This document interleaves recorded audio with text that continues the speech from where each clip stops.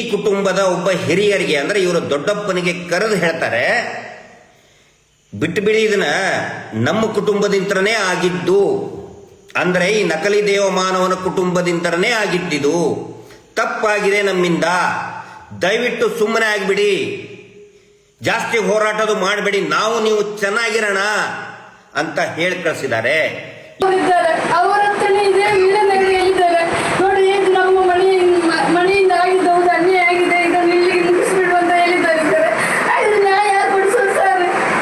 ಈ ಮಾತನ್ನ ಪುರಂದರಗೌಡರು, ಕುಸುಮಾವತಿಯವರು ಎಷ್ಟೋ ಸಾರಿ ಮಾಧ್ಯಮಗಳಲ್ಲಿ, ಯೂಟ್ಯೂಬ್ಗಳಲ್ಲಿ ಹೇಳಿದ್ದಾರೆ ರೀ. ಆ ನಂತರ ಇದು ಎಲ್ಲರಿಗೂ ಗೊತ್ತಿರುವುದೇ ವಿಜೇಂದ್ರ ಅವರೇ, ಎಲ್ಲರಿಗೂ ಕೂಡ ಗೊತ್ತಿದೆ, ಅವರದೇ ಕುಟುಂಬದವರು ಮಾಡಿದಂತ ಕುಕೃತ್ಯ, ಪಾಪದ ಕೃತ್ಯ, ಸೌಜನ್ಯ ಅಪಹರಣ, ಸೌಜನ್ಯ ಮೇಲೆ ಭೀಕರ ಅತ್ಯಾಚಾರ, ಬರ್ಬರ ಕೊಲೆ ಅದೇ ಕುಟುಂಬದವರು ಮಾಡಿದ್ದು ಅಂತೇಳಿ ಪ್ರತಿಯೊಬ್ಬರಿಗೂ ಕೂಡ ಬೀಡಿನ ಧರ್ಮಸ್ಥಳ ಸುತ್ತಮುತ್ತಲ ಎಲ್ಲರಿಗೂ ಕೂಡ ಗೊತ್ತಿದೆ. ಅದೇ ಮಾತನ್ನ ನಿಮ್ಮ ಮುಂದೆ ಹೇಳಿದ್ದಾರೆ. ಅದನ್ನ ನೀವು ಯಾವ ತರ ಸ್ಪಂದಿಸ್ತೀರಿ? ಅವ್ರು ಹೇಳ್ಬೇಕಾದ್ರೆ ನೀವು ಹೇಳಿದ್ರಂತೆ, ಇರ್ಲಿ ಬಿಡಮ್ಮ, ಅದು ಯಾಕೆ ಮಾತಾಡಬೇಕು ಅಂತೇಳಿ. ಅಂದ್ರೆ ಈಗ ಒಂದು ಕಳ್ಳತನ ಆಗಿರ್ತದೆ ಮನೆಯಲ್ಲಿ, ನೀವು ಹೇಳೋದು ಆ ಮನೆಯವನಿಗೆ ನ್ಯಾಯ ಸಿಗ್ಲಿ, ಆದ್ರೆ ಕಳ್ಳರನ್ನ ಹಿಡಿಬೇಡಿ. ಆ ನಿಲುವಿದೆಯಾ ನಿಮ್ದು? ಕಳ್ಳರನ್ನ ಹಿಡಿಬೇಡಿ, ಆದ್ರೆ ಕಳ್ಳತನದ ಮನೆಯವನಿಗೆ ನ್ಯಾಯ ಸಿಗ್ಲಿ. ಏನಿದ್ರ ಅರ್ಥ? ಹಿಂದೂ ಕಾರ್ಯಕರ್ತರನ್ನ ಮುಟ್ಟುವಂತ ಪ್ರಯತ್ನವನ್ನ ಮಾಡ್ತಾ ಇದ್ದೇನೆ. ನನ್ನ ಮನದಾಳದ ಮಾತನ್ನ ನೇರವಾಗಿ ವಿಜೇಂದ್ರ ಅವರಿಗೆ ತಲುಪಿಸುವಂತ ಪ್ರಯತ್ನ ಮಾಡ್ತಾ ಇದ್ದೇನೆ. ಬಹುಶಃ ಅವರು ಕೂಡ, ವಿಜೇಂದ್ರ ಅವರು ಸೋಷಿಯಲ್ ಮೀಡಿಯಾದಲ್ಲಿ ತುಂಬಾ ಆಕ್ಟಿವ್ ಇರ್ತಾರೆ, ಅವ್ರಿಗೆ ಆದಂತ ಒಂದು ಟೀಮ್ ಇರ್ತದೆ. ರಾಜ್ಯಾಧ್ಯಕ್ಷರಾಗಿರೋದ್ರಿಂದ ಬಿಜೆಪಿ IT ಸೆಲ್ ತುಂಬಾ ಆಕ್ಟಿವ್ ಆಗಿರುವಂತ IT ಸೆಲ್, ಅದು ರಾಜಕೀಯ ಪಕ್ಷಗಳಲ್ಲಿ ಬಹಳ ಆಕ್ಟಿವ್ ಆಗಿರುವಂತ IT ಸೆಲ್. ಸೊ ಅದರದ್ದು ಚೀಫ್ ಕೂಡ ಮಾನ್ಯ ವಿಜಯೇಂದ್ರ ಅವರು ಆಗಿರೋದ್ರಿಂದ ನೇರವಾಗಿ ಲೈವ್ ಮುಖಾಂತರ ಅವರ ಗಮನಕ್ಕೆ ಅನೇಕ ವಿಷಯಗಳು, ಸೌಜನ್ಯ ಪ್ರಕರಣಕ್ಕೆ ಸಂಬಂಧಪಟ್ಟಂತೆ, ಧರ್ಮಸ್ಥಳದ ಹತ್ಯಾಕಾಂಡಗಳು, ಧರ್ಮಸ್ಥಳದಲ್ಲಿ ನಿರಂತರವಾಗಿ ನಡೀತಕ್ಕಂತಹ ಅತ್ಯಾಚಾರ, ಕೊಲೆ ಇರಬಹುದು, ದಬ್ಬಾಳಿಕೆ ಇರಬಹುದು, ಶೋಷಣೆ ಇರಬಹುದು, ಅವುಗಳನ್ನು ಮಾನ್ಯ ವಿಜೇಂದ್ರ ಅವರ ಗಮನಕ್ಕೆ ತರುವಂತ ಪ್ರಯತ್ನ ಮಾಡ್ತಾ ಇದ್ದೀನಿ. ಎಲ್ರಿಗೂ ನಮಸ್ತೆ, ನಾನು ನಿಮ್ಮ ಗಿರೀಶ್ ಮಟ್ಟಣ್ಣವರು. ವಿಜೇಂದ್ರ ಅವರು ನಿನ್ನೆ ಒಂದು ಸಮಾವೇಶವನ್ನ ಹಮ್ಮಿಕೊಂಡಿದ್ರು. ನಾನು ನೇರವಾಗಿ ಮಾನ್ಯ ವಿಜೇಂದ್ರ ಅವರ ಹೆಸರನ್ನೇ ಯಾಕೆ ನಾನು ಪ್ರಸ್ತಾಪ ಮಾಡ್ತಾ ಇದ್ದೀನಿ ಅಂತ ಹೇಳಿದರೆ, ನಿನ್ನೆ ಉಜಿರೆಯಿಂದ ಧರ್ಮಸ್ಥಳದವರೆಗೆ, ಉಜಿರೆ, ಬೆಳ್ತಂಗಡಿ ಎಲ್ಲ ಕಡೆ ರಾರಾಜಿಸ್ತಾ ಇದ್ದಂತಹ ಬ್ಯಾನರ್ ಬಂಟಿಂಗ್ಗಳಲ್ಲಿ ಧರ್ಮಸ್ಥಳ ಚಲೋ ನೇತೃತ್ವದಲ್ಲಿ BY ವಿಜಯೇಂದ್ರ BJP ರಾಜ್ಯಾಧ್ಯಕ್ಷರು. ಅದರ ಸಲುವಾಗಿ ನಾನು ನೇರವಾಗಿ ವಿಜಯೇಂದ್ರ ಅವರ ಹೆಸರು ಪ್ರಸ್ತಾಪಿಸಿ ನೇರವಾಗಿ ಅವರಿಗೆ ನಾನು ಈಗ ಮಾತಾಡ್ತಾ ಇದ್ದೇನೆ. ಹಲೋ ವಿಜೇಂದ್ರ ಅವರೇ, ದಯವಿಟ್ಟು ನನ್ನ ಮಾತನ್ನ ಕೇಳಿಸ್ಕೊತಾ ಇದ್ದೀರಾ? ಅಥವಾ ಇದನ್ನ ಲೈವ್ ಇದ್ದಿದ್ದನ್ನ ನೆಕ್ಸ್ಟ್ ಇದು ನನ್ನ ಇನ್ಸ್ಟಾಗ್ರಾಮ್ನಲ್ಲಿ ಇರ್ತದೆ, ಮತ್ತು ನಮ್ಮ ಅನೇಕ ಯೂಟ್ಯೂಬ್ ಸ್ನೇಹಿತರು ಇದನ್ನ ಅಪ್ಲೋಡ್ ಮಾಡಲಿದ್ದಾರೆ. ದಯವಿಟ್ಟು ಅದನ್ನ ಪೂರ್ತಿ ನೋಡಿ, ನೀವೇ ಕೇಳಿಸ್ಕೋಬೇಕು ಅಂತ ನಿಮಗೋಸ್ಕರನೇ ಇವತ್ತು ಸ್ಪೆಷಲ್ ಆಗಿ ಸೌಜನ್ಯ ಪ್ರಕರಣಗಳ ಬಗ್ಗೆ ಮಾಹಿತಿ ಕೊಡೋದಕ್ಕೇನೆ ಮಾಡ್ತಾ ಇದ್ದೀನಿ. ದಯವಿಟ್ಟು ವಿಜೇಂದ್ರ ಅವರೇ, ತಾವು ಸ್ಪಂದಿಸ್ತೀರಾ ಅಂತ ಈ ಲೈವ್ ಅನ್ನ ನಿಮಗೋಸ್ಕರ ಮೀಸಲಿಟ್ಟಿದ್ದೇನೆ, ದಯವಿಟ್ಟು ಕೇಳಿ. ಪ್ರಾರಂಭದಲ್ಲಿ ನಿನ್ನೆ ಕುಸುಮಾವತಿಯವರ ಮನೆಗೆ ವಿಜೇಂದ್ರ ಅವರು ಭೇಟಿ ಕೊಟ್ಟದ್ದಕ್ಕೆ ಇಡೀ ಸೌಜನ್ಯ ಹೋರಾಟ ಸಮಿತಿಯ ಪರವಾಗಿ ಅವರಿಗೆ ನಾನು ತುಂಬು ಹೃದಯದ ಧನ್ಯವಾದಗಳನ್ನು ಹೇಳ್ತಾ ಇದ್ದೀನಿ. ಯಾಕೆ ಅಂತ ಹೇಳಿದರೆ, ಈ ಧೈರ್ಯವನ್ನು ದೊರಕಬಿಡಿ. ಈ ಧೈರ್ಯವನ್ನು ಯಾವುದೇ ಒಬ್ಬ ಆಕ್ಟಿವ್ ಆಗಿರುವಂತಹ ರಾಜಕಾರಣಿ ಮಾಡಿರಲಿಲ್ಲ, ಅಧಿಕಾರದಲ್ಲಿರುವಂತಹ ರಾಜಕಾರಣಿ ಮಾಡಿರಲಿಲ್ಲ. ಆದರೆ ವಿಜಯೇಂದ್ರ ಅವರು ಅಲ್ಲಿ ಏನು ಧರ್ಮಸ್ಥಳ ಚಲೋ ಸಭೆ ಮುಗಿಸಿದ ತಕ್ಷಣವೇ ಇಲ್ಲಿಯ ಮಾನ್ಯ ಶಾಸಕರ ಜೊತೆಗೆ, ಸ್ಥಳೀಯ ಶಾಸಕರಾದಂಥ ಹರೀಶ್ ಪೂಂಜಾ ಅವ್ರ ಜೊತೆಗೆ ಮತ್ತು ಇನ್ನಿಬ್ಬರು 3 ಜನ ನಾಯಕರ ಜೊತೆಗೆ ಬಂದಿದ್ದಾರೆ, ಬಂದು ಮಾತಾಡಿದ್ದಾರೆ.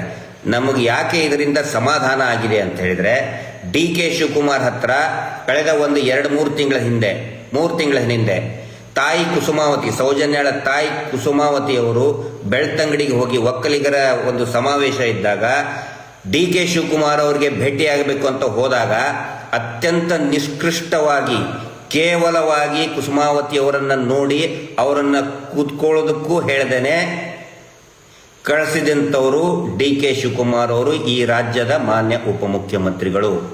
ಆದರೆ ವಿಜಯೇಂದ್ರ ಅವರು ನೇರವಾಗಿ ಅವರ ಮನೆಗೆ ಹೋಗಿದ್ದು ನಮಗೆ ಸಮಾಧಾನ ತಂದಿದೆ. ಧನ್ಯವಾದಗಳು. ನನಗೆ ಕಾಡ್ತಾ ಇರೋದು ಈ ಪೇಪರ್ ಕಟ್ಟಿಂಗ್ ತುಂಬ ಎಲ್ಲ ಕಡೆ ನಿನ್ನೆ ಮತ್ತೆ ಕಳೆದ ಒಂದು 15 ದಿನದಿಂದ ಷಡ್ಯಂತ್ರ ಅಂತ ಹೇಳ್ತಾ ಇದ್ದಾರಲ್ಲ, ಅದರ ನೇತೃತ್ವವನ್ನು ವಿಜಯೇಂದ್ರ ಅವರು ವಹಿಸ್ಕೊಳ್ಳೋಕ್ಕಿಂತ ಮುಂಚೆ ನಮ್ಮನ್ನು ಯಾರನ್ನಾದ್ರೂ ಕರಿಬಹುದಿತ್ತಲ್ಲ, ಕರೆದು ಕೇಳಬಹುದಾಗಿತ್ತಲ್ಲ. ನಾವೇನಿಲ್ಲ ಅಂತ ಹೇಳ್ತಾ ಇದ್ದಿಲ್ಲ. ಯಾಕಂತ ಹೇಳಿದ್ರೆ ನಾನು ವಿಜಯೇಂದ್ರ ಅವರಿಗೆ ತುಂಬ ಆಪ್ತನಾಗಿದ್ದಂಥವನು ಒಂದು ಕಾಲಕ್ಕೆ. ವಿಜಯೇಂದ್ರ ಅವ್ರಿಗಿಂತ ನಮ್ಮ ಹಿರಿಯರಾದಂತಹ ಯಡಿಯೂರಪ್ಪನವರ ಗರಡಿಯಲ್ಲಿ ಬೆಳೆದಂಥವನು ನಾನು. ರಾಜ್ಯ BJP ಯುವ ಮೋರ್ಚಾದ ಉಪಾಧ್ಯಕ್ಷನಾದೆ ಮೊದಲು 2006ರಲ್ಲಿ, 2005-6ರಲ್ಲಿ. ಅದಾದ ನಂತರ ನನಗೆ 2007ರಲ್ಲಿ ರಾಜ್ಯ BJP ಯುವ ಮೋರ್ಚಾದ ರಾಜ್ಯದ ಘಟಕದ ಅಧ್ಯಕ್ಷರನ್ನಾಗಿ ಮಾಡಿದರು. ಅದಾದ ನಂತರ ಕಂಠೀರವ ಸ್ಟುಡಿಯೋದ ಚೇರ್ಮನ್ ಆಗಿದ್ದೆ ನಾನು, ಅಧ್ಯಕ್ಷನಾಗಿದ್ದೆ. ಫಿಲ್ಮ್ ಇಂಡಸ್ಟ್ರಿ ಚೇರ್ಮನ್ ಆಗಿದ್ದೆ ನಾನು 2 ವರ್ಷ. ಅದಾದ ನಂತರ 2 ವರ್ಷ ಕಾಡಾದ ಅಧ್ಯಕ್ಷ, ಕಾಡಾ ಅಂದರೆ ಕಮಾಂಡ್ ಏರಿಯಾ ಡೆವಲಪ್ಮೆಂಟ್ ಅಥಾರಿಟಿಯ ಅಧ್ಯಕ್ಷ, ಕ್ಯಾಬಿನೆಟ್ ರ್ಯಾಂಕ್ದ ಅಧ್ಯಕ್ಷ ಆಗಿದ್ದೆ 2013 ಚುನಾವಣೆವರೆಗೂ ಕೂಡ.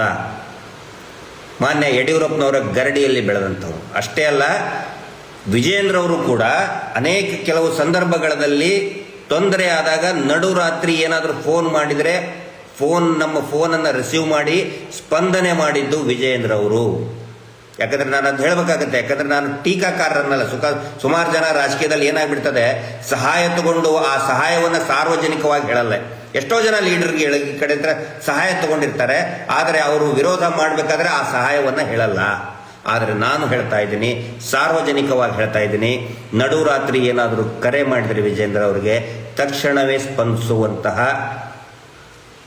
ಆ ಒಂದು ಮೈಂಡ್ಸೆಟ್ ಇರೋದು, ಕಾರ್ಯಕರ್ತರು ಫೋನ್ ಮಾಡಿದರೆ ಸ್ಪಂದಿಸುವಂಥ. ನಾನು ಕರೆ ಮಾಡಿದಾಗೂ ಕೂಡ ವಿಜಯೇಂದ್ರ ಅವರು ಸ್ಪಂದಿಸಿದ್ದಾರೆ, ತಕ್ಷಣಕ್ಕೇ ಸ್ಪಂದಿಸಿದ್ದಾರೆ.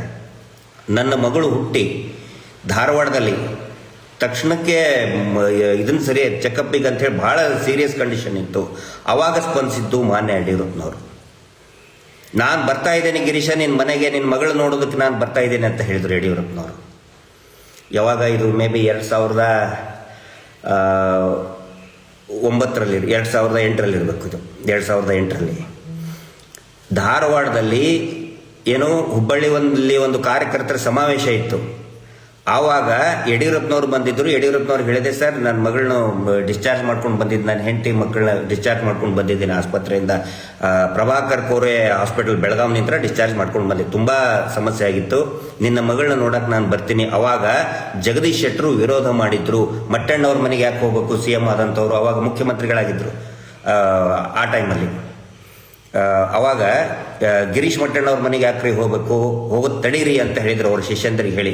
ಆದರೂ ಕೂಡ ಮುಖ್ಯಮಂತ್ರಿಗಳಲ್ಲ, ಮೇ ಬಿ ಉಪಮುಖ್ಯಮಂತ್ರಿಗಳು, ತುಂಬ ದೊಡ್ಡ ಉಪಮುಖ್ಯಮಂತ್ರಿ ಸ್ಥಾನದಲ್ಲಿದ್ದಿರಂತ ಕಾಣುತ್ತೆ ಆ ಟೈಮಲ್ಲಿ. ನಾನು ಗಿರೀಶನ ಮನೆಗೆ ಹೋಗಲೇಬೇಕು ಅಂಥೇಳಿ ನನ್ನ ಮನೆಗೆ ಬಂದು ನೋಡಿ ಸ್ಪಂದನೆ ಮಾಡಿದಂಥವ್ರು ಯಡಿಯೂರಪ್ಪನವರು. ಶಿಕಾರಿಪುರಕ್ಕೆ ಹೋದರೆ ಎಲ್ಲರೂ IBL ಇರ್ತಿದ್ರು, ಆದರೆ ನಾನು ಮನೆಯಲ್ಲಿ ಇರ್ತಾ ಇದ್ದೆ. ಕರೆದು ಕೇಳ್ಬೋದಿತ್ತಲ್ಲ ಷಡ್ಯಂತ್ರ ಅಂದರೆ ಏನು ಅಂಥೇಳಿ. ಖಂಡಿತ ಬರ್ತಾ ಇದ್ವಿ ನಾವು ಮಹೇಶ್ ಶೆಟ್ಟಿ ತಿಮ್ರೋಡಿ ಅವರು ಖಂಡಿತ ಬರ್ತಾ ಇದ್ವಿ. ಮಹೇಶ್ ಶೆಟ್ಟಿ ತಿಮ್ರೋಡಿ ಅವರು BJPಗೆ ದೂರ, ಅವರು ಇಡೀ ಸಂಘದ ಪೂರ್ಣಾವಧಿ ಕಾರ್ಯಕರ್ತರಾಗಿ ಇಡೀ ಒಂದು ಯೌವನವನ್ನೇ ಹೋರಾಟಕ್ಕೆ, ಹಿಂದುತ್ವದ ಹೋರಾಟಕ್ಕೆ ಮೀಸಲಿಟ್ಟಂಥವರು ಮಹೇಶ್ ಶೆಟ್ಟಿ ತಿಮ್ರೋಡಿ ಅವರು. ಕರಿಬೋದಾಗಿತ್ತಲ್ಲ. ಏನ್ರಿ ಷಡ್ಯಂತ್ರ? ನೀವು ಹಿಂದೂ ದೇವಸ್ಥಾನದ ವಿರುದ್ಧ, ನೀವು ಹಿಂದೂ ಧರ್ಮದ ವಿರುದ್ಧ ಷಡ್ಯಂತ್ರ ಮಾಡ್ತಿದ್ರ ಅಂತ ಕರೆದಿದ್ರೆ ರಾತ್ರೋರಾತ್ರಿ ಓಡಿ ಬರ್ತಾ ಇದ್ವಿ ವಿಜೇಂದ್ರ ಅವರೇ ನಿಮ್ಮ ಹತ್ರ. ಯಾಕೆ ಕರೀಲಿಲ್ಲ?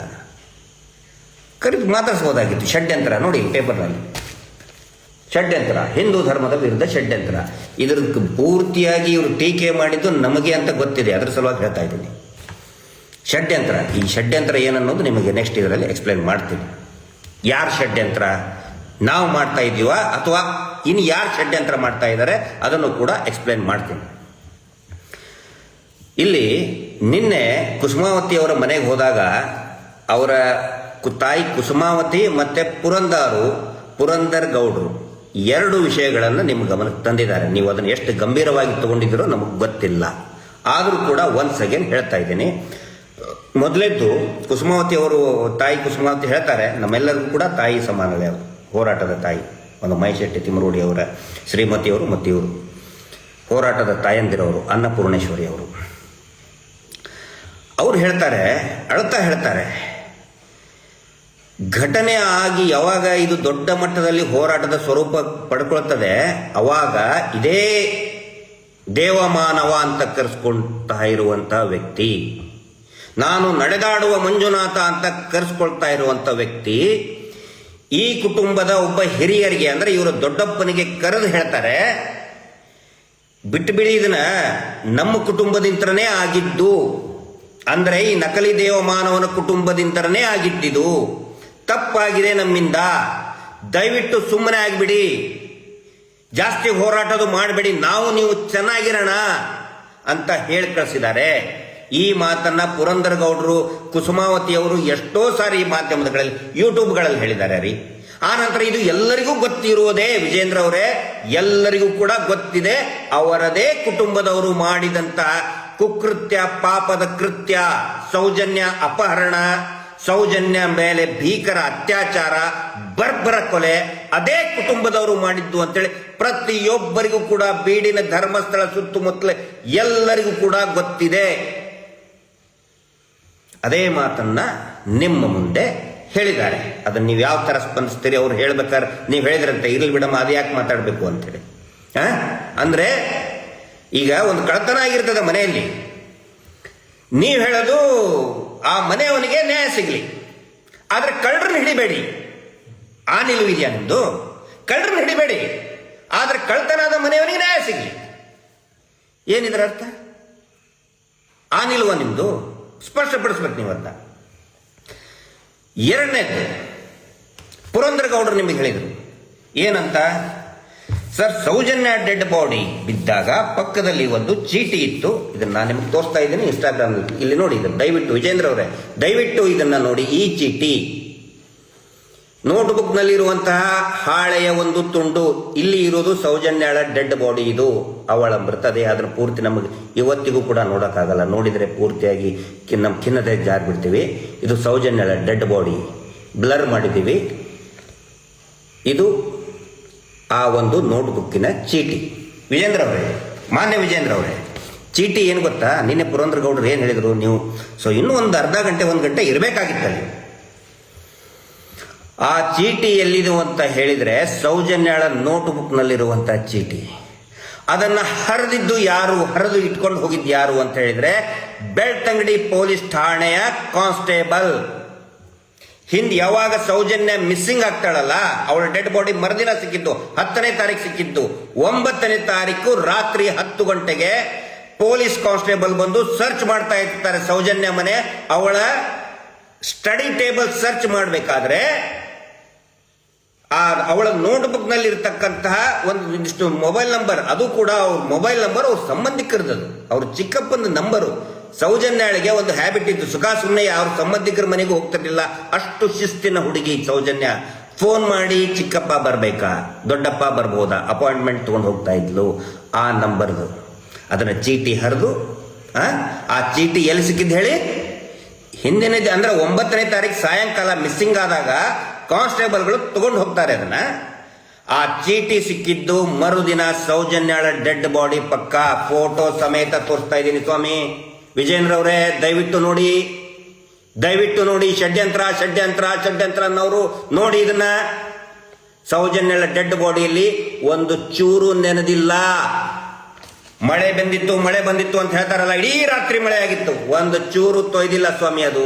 ವಿಜೇಂದ್ರ ಅವರೇ ನೋಡಿ, ಸ್ವಲ್ಪ ಅಧ್ಯಯನ ಮಾಡಿ. ಪೊಲೀಸ್ ಕಾನ್ಸ್ಟೇಬಲ್ ತಗೊಂಡು ಹೋದಂತ ಚೀಟಿ ರಾತ್ರಿ, ಹಿಂದಿನ ದಿನ ರಾತ್ರಿ ಸೌಜನ್ಯಳ ಡೆಡ್ ಬಾಡಿ ಪಕ್ಕ ಹ್ಯಾಂಗೆ ಬಂತು? ಇವರು ಷಡ್ಯಂತ್ರ ರೂಪಿಸ್ತಾ ಇದ್ರು. ಸೌಜನ್ಯಳಿಗೆ ಒಂದು ಸಂಬಂಧ ಇತ್ತು, ಬಾಯ್ ಫ್ರೆಂಡ್ ಇದ್ದ, ಅದು ಇದು ಅಂತ ಕಟ್ಟೋದಕ್ಕೆ ನೋಡ್ತಾ ಇದ್ರು. ಅದು ಆಗಲಿಲ್ಲ. ಮಾನ್ಯ ವಿಜೇಂದ್ರ ಅವರಿಗೆ ಇದನ್ನು ಅಧ್ಯಯನ ಮಾಡಬೇಕಾಗಿತ್ತು. ಷಡ್ಯಂತ್ರ ಅಂತೇಳಿ ನೇತೃತ್ವ ವಹಿಸ್ತಾ ಇದ್ದಾರಲ್ಲ, ಷಡ್ಯಂತ್ರದ ನೇತೃತ್ವ ಇದನ್ನ ಅಧ್ಯಯನ ಮಾಡಬೇಕಾಗಿತ್ತು. ಆನಂತರ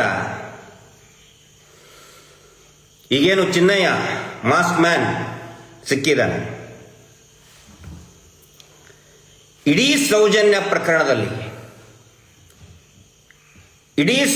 ಪ್ರಕರಣದಲ್ಲಿ ನನ್ನ ಪ್ರಕಾರ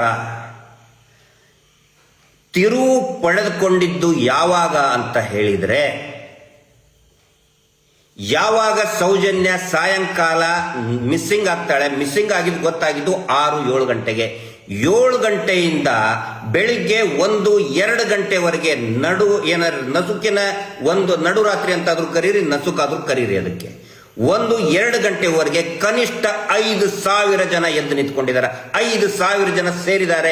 ಇಡೀ ಧರ್ಮಸ್ಥಳ, ಬೆಂಗಳೂರು, ಸುತ್ತಮುತ್ತಲಿನ ಎಲ್ಲಾ ಹಳ್ಳಿಗಳಿಂದಲೂ ಜನರು ಬಂದಿದ್ದಾರೆ. ಅದು ಅತಿ ದೊಡ್ಡ ತಿರುವು. ಒಂದು ವೇಳೆ ಜನಗಳು ಸೇರದೆ ಹೋಗಿದ್ರೆ, ವಿಜೇಂದ್ರ ಅವರೇ ಮತ್ತು ಎಲ್ಲರೂ ಕೇಳಿಸ್ಕೊಳ್ಳಿ, ಇದನ್ನ ಅತಿ ಮುಖ್ಯವಾದಂತ ಮಾತನ್ನ ಹೇಳ್ತಾ ಇದ್ದೀನಿ.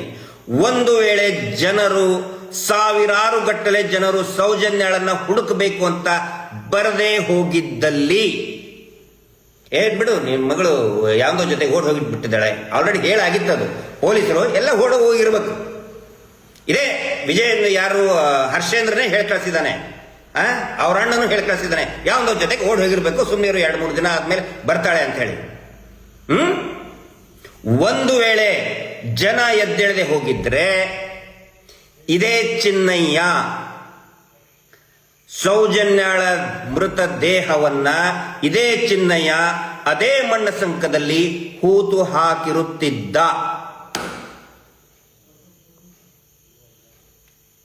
ಆಗ್ಲಿ ತನಿಖೆ, SIT ಅವ್ರು ತನಿಖೆ ಮಾಡಿ ಗೊತ್ತಾಗುತ್ತೆ. ಯಾಕೆ ವಿಜೇಂದ್ರ ಅವರೇ ಇಷ್ಟೊಂದು ಬಾಲಕ್ಕೆ ಬೆಂಕಿ ಸುಟ್ಟ ಹಾಗೆ ಒದ್ದಾಡ್ತಾ ಇದ್ದಾರೆ ಅಂತ ಹೇಳಿದ್ರೆ, ಈ ಕಾರಣಕ್ಕೆ.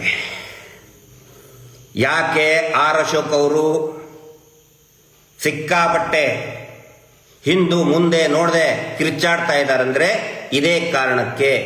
ಆರ್ ಅಶೋಕ್ ಅವರ ಹೆಸರನ್ನ ಯಾಕೆ ನಾನು ಉಲ್ಲೇಖ ಮಾಡ್ತಾ ಇದ್ದೀನಿ ಅಂತ ಹೇಳಿದ್ರೆ, ಆ ಟೈಮ್ನಲ್ಲಿ ಗೃಹ ಸಚಿವರಾಗಿದ್ದು ಇದೇ ಮಾನ್ಯ ಆರ್ ಅಶೋಕ್ ಅವರು. ಈ ಪ್ರಕರಣವನ್ನ ಮುಚ್ಚಿ ಹಾಕೋದ್ರಲ್ಲಿ ಆರ್ ಅಶೋಕ್ ಅವರ ಪಾತ್ರ ಬಹು ಮುಖ್ಯವಾಗಿ ಇದೆ. ಯಾಕಂತ ಹೇಳಿದ್ರೆ as a home minister of ಈ ರಾಜ್ಯದ ಗೃಹ ಸಚಿವರಾಗಿ ಈ ಮುಚ್ಚಿ ಹಾಕೋದಕ್ಕೆ ಸಂಪೂರ್ಣ ಸಹಕಾರವನ್ನು ಕೊಟ್ಟಿದ್ದು, ಪೊಲೀಸರಿಗೆ ನಿರ್ದೇಶನವನ್ನು ಕೊಟ್ಟಿದ್ದು ಇದೇ ಆರ್ ಅಶೋಕ್. ಒಂದು ವೇಳೆ ಮರು ತನಿಖೆ ಆದರೆ ಬುಡಕ್ಕೆ ಬರೋದು ಆರ್ ಅಶೋಕ್ ಅವರು ಬುಡಕ್ಕೆ ಬರ್ತದೆ. ಏನು ಅರ್ಥ ಇಲ್ಲದೆ ಮಾತಾಡ್ತಾರೆ ವಿಧಾನಸೌಧ ಅಧಿವೇಶನದಲ್ಲಿ. 2 ವರ್ಷದ ಹಿಂದಿಂದು ಮಹೇಶ್ ಶೆಟ್ಟರ್ ತಿಮ್ಮರೋಡಿ ಅವರು ಮಾನ್ಯ ಹರೀಶ್ ಪೂಂಜಾ ಅವರು ಹೇಳಿದ್ದನ್ನ ಪ್ರಸ್ತಾಪ ಅದರ ರೆಫರೆನ್ಸ್ ಅಲ್ಲಿ ಮಾತಾಡಿದ್ದು, ಕಟ್ಟು ಪೇಸ್ಟ್ ಎಡಿಟ್ ಮಾಡಿದ್ದನ್ನ ಆರ್ ಅಶೋಕ್ ಅವರು, ಸುರೇಶ್ ಕುಮಾರ್ ಅವರು ಅವಿವೇಕರಾಗಿ ಮಾತಾಡ್ತಾ ಇದ್ದಾರೆ ವಿಧಾನಸೌಧದಲ್ಲಿ. ಈ ಆರ್ ಅಶೋಕ್ ಅವ್ರು ನೋಡಿದ್ರೆ ನಮ್ಗೆ ಏನಿಸ್ತದೆ, ನಮ್ಮ ಈ ರೇಷನ್ ಅಂಗಡಿಯಲ್ಲಿ ಹೆಗ್ಗಣ ಇರ್ತವೆ, ಈ ಹೋಲ್ ಹಾಕಿ ಕದ್ದು ಅಕ್ಕಿ ಬೇಳೆ ತಿಂದು ಹಿಂಗ ಕೊಬ್ಬಿರ್ತಾವೆ. ಜಾಸ್ತಿ ಅಡ್ಡಾಡಕ್ಕೂ ಬರ್ತಿರ್ತಿರಲ್ಲ, ನೋಡಿರ್ತಿರಲ್ಲ ನೀವು, ಆ ಕಿರಾಣಿ ಅಂಗಡಿ ಒಳಗೆ, ರೇಷನ್ ಅಂಗಡಿ ಒಳಗೆ ಹೆಗ್ಗಣಗಳಿರ್ತಾರಲ್ಲ, ಆ ತರ ಇದಾರೆ ಅವರು. ಆ ತರ ಆರ್ ಅಶೋಕ್ ಅವ್ರು ಮಾತಾಡ್ತಾ ಇರೋದು ಅದೇ ತರ ಹೆಗ್ಗಣ ತರ ಮಾತಾಡ್ತಾ ಇದ್ದಾರೆ. ಇದೇ ಅವ್ರದ್ದು. ಈ ಆರ್ ಅಶೋಕ್ ಅವರು ಇಲ್ಲಿ ಶೃಂಗೇರಿಯಲ್ಲಿ ಒಬ್ಬ ಸಬ್ ರಿಜಿಸ್ಟ್ರಿ ಇದ್ರು, ಅತ್ಯಂತ ಪ್ರಾಮಾಣಿಕವಾದಂತಹ ಭ್ರಷ್ಟಾಚಾರದ ಒಂದೇ ಲವಲೇಶ ಇಲ್ಲದಂತಹ ಚಲುವರಾಜು ಅಂತ ಹೇಳಿ ಒಬ್ಬ ಅಧಿಕಾರಿ ಇದ್ರು ಶೃಂಗೇರಿಯಲ್ಲಿ. ಅವ್ರದ್ದು ಟ್ರಾನ್ಸ್ಫರ್ ಆದಾಗ ಅವ್ರನ್ನ ಸಸ್ಪೆಂಡ್ ಮಾಡ್ತಾರೆ ಇದೇ ಆರ್ ಅಶೋಕ್. ಆಡಿಯೋ ರೆಕಾರ್ಡು ಇದೆ. ಇವರ PA ಆರ್ ಅಶೋಕ್ ಅವ್ರ PA ಮಂತ್ಲಿ ಇಸ್ಕೊಳಕ್ ಕೇಳಿರ್ತಾರೆ, ಯಾಕ್ರಿ ಯಾವನ್ರಿ ನೀನು ಮಂತ್ಲಿ ಇಸ್ಕೊಳಕ್ಕೆ ನಂದು ತಲೆಗಿಲೆ ಕೆಟ್ಟಿದ್ಯಾ ಅಂತೇಳಿ ಚಲುವರಾಜು ಅಂತಹ ಸಬ್ ರಿಜಿಸ್ಟರ್ ಹೇಳ್ತಾರೆ. ಅತ್ಯಂತ ಪ್ರಾಮಾಣಿಕ ಅಂತವ್ರನ್ನ ಸಸ್ಪೆಂಡ್ ಮಾಡಿಸೋದಲ್ಲ, ಸೇವೆಯಿಂದನೇ ಟರ್ಮಿನೇಟ್ ಮಾಡಿಸ್ತಾರೆ ಆರ್ ಅಶೋಕ್. ಇದೇ ಆಡಿಯೋ ಬಿಡ್ತೀನಿ, ಹಿಂದೂ ಕೂಡ ಬಂದಿತ್ತು, ಸಾರ್ವಜನಿಕವಾಗಿ ಅದು ಲಭ್ಯ ಇಲ್ಲ. ಅದು ಆಡಿಯೋ ಇದೆ ಬೇರೆ ಒಂದು ಇದರಲ್ಲಿ, ಹ್ಯಾಂಡ್ಸೆಟ್ ಅಲ್ಲಿ ನಮ್ಮ ಫ್ರೆಂಡ್ಸ್ ಇದರಲ್ಲಿದೆ. ಈಗ ದೊಡ್ಡದಾಗಿ ಹಿಂದೂ ಧರ್ಮಕ್ಕೆ ಅವಹೇಳನಂತ ಭಾಷಣ ಮಾಡ್ತಾರೆ ಆರ್ ಅಶೋಕ್ ಅವರೇ. ಇದೇ ಎಲ್ರದ್ದು ಇದೆ ಇವ್ರ ಹಣೆ ಬರ. ನೆಕ್ಸ್ಟು ಇದ್ರ ಬಗ್ಗೆ ಕಂಟಿನ್ಯೂ ಮಾಡ್ತಾ ಇದ್ದೀನಿ. ಅಗಳೇ ಹೇಳಿದ್ನಲ್ಲ, ಒಂದು ವೇಳೆ ಜನ ಎದ್ದೇಳದೆ ಹೋದರೆ ಇದೇ ಚಿನ್ನಯ್ಯ ಅನ್ನುವಂತಹ ವ್ಯಕ್ತಿ ಸೌಜನ್ಯಳ ಡೆಡ್ ಬಾಡಿಯನ್ನ ಅದೇ ಮಣ್ಣ ಸಂಕದಲ್ಲಿ ಹೂತು ಹಾಕಿರ್ತಿದ್ದ. ಹೂತು ಹಾಕಿದ್ರೆ ಏನಾಗ್ತಿತ್ತು ಹೇಳಿ? ಒಂದು ಇನ್ನೊಂದು 4-5 ಸಾರಿ ಹೋಗ್ತಾ ಇದ್ರ ಪೊಲೀಸ್ ಸ್ಟೇಷನ್ಗೆ, ಮಗಳು ಸಿಗ್ಲಿಲ್ಲ ಅಂತ ಹೇಳಿ ಒಂದು ಮಿಸ್ಸಿಂಗ್ ಕೇಸ್ ರಿಜಿಸ್ಟರ್ ಮಾಡಿ ಸುಮ್ಮನೆ ಆಗ್ಬಿಡ್ತಿದ್ರು, ಮುಗೀತಲ್ವಾ? ಡೆಡ್ ಬಾಡಿ ಹೂತು ಹಾಕಿದ್ಮೇಲೆ ಏನ್ ಸಿಗ್ತದೆ? ಅವತ್ತು ಜನ ಎದ್ದಿರುವುದಕ್ಕೆ ಹೂತು ಹಾಕೋದಕ್ಕಾಗಿಲ್ಲ. ಜನ ಎಲ್ಲಿ ಬಂದು ನೋಡ್ಬಿಡ್ತಾರೆ ಅಂತ ಹೇಳಿ ಎಲ್ಲಿರೋದು ಡೆಡ್ ಬಾಡಿ ಸಿಕ್ಕಿದ್ದು ತೀರ ಕಾಡು ಒಳಗಡೆ ಅಲ್ಲ, ರಸ್ತೆಯ ಪಕ್ಕದ ತೋಡು ಹಳ್ಳ ಇದೆ, ಆ ತೋಡಿನ ಸಂಕದ ಪಕ್ಕನೇ ಇರೋದು. ಅದಕ್ಕೆ ಮಣ್ಣು ಸಂಕ ಅಂತಾರೆ. ಅದು ಇರೋದು ಎಕ್ಸಾಕ್ಟ್ಲಿ ಅಪೋಸಿಟ್ ಶಾಂತಿವನ. ಅಂದ್ರೆ ಇವ್ರದ್ದು ಮಸಾಜ್ ಸೆಂಟರ್ ಇದೆಯಲ್ಲ, ದಂಧೆ ಮಾಡೋದು ಮಸಾಜ್ ಸೆಂಟರ್ ಇದೆಯಲ್ಲ, ಸೆಲೆಬ್ರಿಟಿಗಳು ಹುಡುಗಿಯರನ್ನು ಕರ್ಕೊಂಡು ಬಂದು ದಂಧೆ ಮಾಡ್ತಾರಲ್ಲ, ಎಕ್ಸಾಕ್ಟ್ಲಿ ಅದರ ಎದುರುಗಡೆ, ಶಾಂತಿವನದ ಕಾಂಪೌಂಡಿನ ಎದುರುಗಡೆ.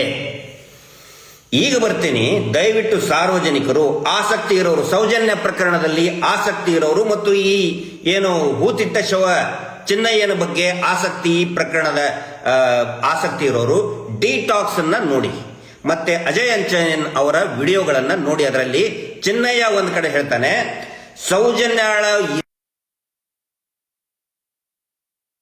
ಸೌಜನ್ಯಳ ಡೆಡ್ ಬಾಡಿ ಸಿಕ್ಕಂತ ಸೌಂಡ್ ಇದೆಯಲ್ಲ, ಚೆಕ್ ಮಾಡಿ. ಸೌಜನ್ಯಳ ಡೆಡ್ ಬಾಡಿ ಎಲ್ಲಿ ಸಿಕ್ಕಿತ್ತು ಅದೇ ಜಾಗದಲ್ಲಿ ನಾನು ಇನ್ನೂ 4-5 ಹೆಣ್ಣು ಮಕ್ಕಳ ಶವವನ್ನ ನಾನೇ ಹೂತು ಹಾಕಿದ್ದೇನೆ ಅಂತ ಸ್ವತಃ ಚಿನ್ನಯ್ಯ ಹೇಳ್ತಾನೆ. ಓಕೆ, ಸರಿ. ಈಗ ಆಯ್ತಪ್ಪ, ನಾವು ಹೇಳೋದು ಕೇಳಬೇಡ್ರಿ. ಇನ್ನೊಂದು ವಿಡಿಯೋ ಇದೆ. ಯಾವುದು? ನಾವು ಮಾತಾಡಿದ್ದಲ್ಲ, ಚಿನ್ನಯ್ಯ ಮಾತಾಡಿದ್ದಲ್ಲ. SP ಅಭಿಷೇಕ್ ಗೋಯಲ್ 2012 ಸೌಜನ್ಯ ಪ್ರಕರಣ ಆಗಿ 3ನೇ ದಿನಕ್ಕೆ ಅಥವಾ 2ನೇ ದಿನಕ್ಕೆ, ಅಂದ್ರೆ ಮೇ ಬಿ 2012 ಅಕ್ಟೋಬರ್ 12ನೇ ತಾರೀಕಿಗೆ ಸಂತೋಷ್ ರಾವ್ನ ಸಾರ್ವಜನಿಕವಾಗಿ ತೊಂಬಂದು ಮರುದಿನ ಮಾತಾಡಿದ್ದು SP ಆಗಿನ ದಕ್ಷಿಣ ಕನ್ನಡ ಜಿಲ್ಲೆಯ SP ಸಾಹೇಬರು ಅಭಿಷೇಕ್ ಗೋಯಲ್ ಅವರು. ಅವರಿಗೆ ಒಬ್ಬರು ಟಿವಿ ಚಾನೆಲ್ ವರದಿಗಾರರು ಪ್ರಶ್ನೆ ಕೇಳ್ತಾರೆ, ಸಿಸಿ ಕ್ಯಾಮ್ರಾ ಇತ್ತು ಅಂತ ಹೇಳ್ತಾರೆ. ಕೊನೆಯದಾಗಿ ಒಂದು ಪ್ರಶ್ನೆ ಕೇಳ್ತಾರೆ ಟಿವಿ ಚಾನೆಲ್ನ ಪತ್ರಕರ್ತರು. ಆದ್ರೆ ಆ ವಿಡಿಯೋನ ಡಿಲೀಟ್ ಮಾಡಿಸ್ತಾರೆ, ಯಾವ ಚಾನೆಲ್ನಲ್ಲೂ ಬಂದಿಲ್ಲ, ರಾ ವಿಡಿಯೋ ಫುಟೇಜ್ ನಮ್ಮ ಹತ್ರ ಇದೆ. ಅದರಲ್ಲಿ ಅವ್ರಿಗೆ ಏನ್ ಕೇಳ್ತಾರೆ ಪತ್ರಕರ್ತರು SP ಸಾಹೇಬರಿಗೆ, ಸರ್ ಇದು ಶಾಂತಿವನದ ಎದುರುಗಡೆ, ಅಂದ್ರೆ ಇದೇ ಮಣ್ಣ ಸಂಕ, ಶಾಂತಿವನದ ಎದುರುಗಡೆ ಪದೇ ಪದೇ ಹೆಣ್ಮಕ್ಳ ಡೆಡ್ ಬಾಡಿ ಸಿಗ್ತಾ ಬೀಳ್ತಾ ಇರ್ತಲ್ಲ, ಯಾಕೆ ಕೇಳಿದಾಗ SP ಸಾಹೇಬರು ಹಿಂಗೆ ಮಾಡಿಕೊಂಡು ನಿರುತ್ತರವಾಗ್ತಾರೆ. ವಿಡಿಯೋ ಕಟ್ ಆಗುತ್ತೆ.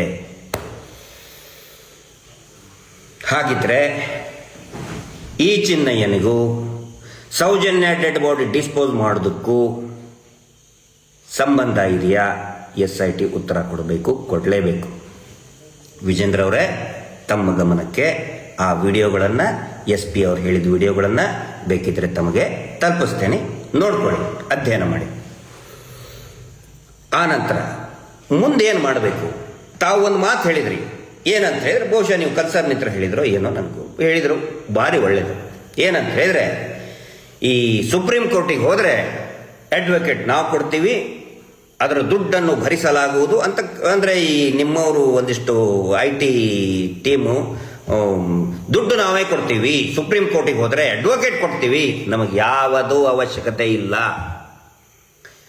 ಸೌಜನ್ಯ ಹೋರಾಟಕ್ಕೆ, ಕಾನೂನಿನ ಹೋರಾಟಕ್ಕೆ ದಯವಿಟ್ಟು 1 ರೂಪಾಯಿಯನ್ನ ದೇಣಿಗೆಯನ್ನ ಹಾಕಿ ಅಂತ ಹೇಳಿದ್ರೆ 1 ಕೋಟಿಗೂ ಕೂಡ ಅಧಿಕ ದುಡ್ಡು ಕಲೆಕ್ಟ್ ಆಗುತ್ತೆ ಒಂದಿನದಲ್ಲಿ.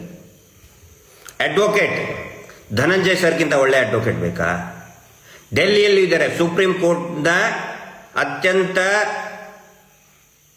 ಚಾಣಾಕ್ಷ ಇರುವಂತಹ, ಪ್ರಾಮಾಣಿಕತೆ, ಸಮಾಜದ ಬಗ್ಗೆ ಕಳಕಳಿ ಇರುವಂತಹ ನ್ಯಾಯವಾದಿಗಳು ಶ್ರೀಯುತ KV ಧನಂಜಯ್. ಬಹುಶಃ ವಿಜೇಂದ್ರ ಅವರೇ, ನನಗಿಂತ ಜಾಸ್ತಿ KV ಧನಂಜಯ್ ಅವರವ್ರ ಬಗ್ಗೆ ತಮಗೆ ಗೊತ್ತಿದೆ ಅಂದ್ಕೊಂಡಿದ್ದೀನಿ.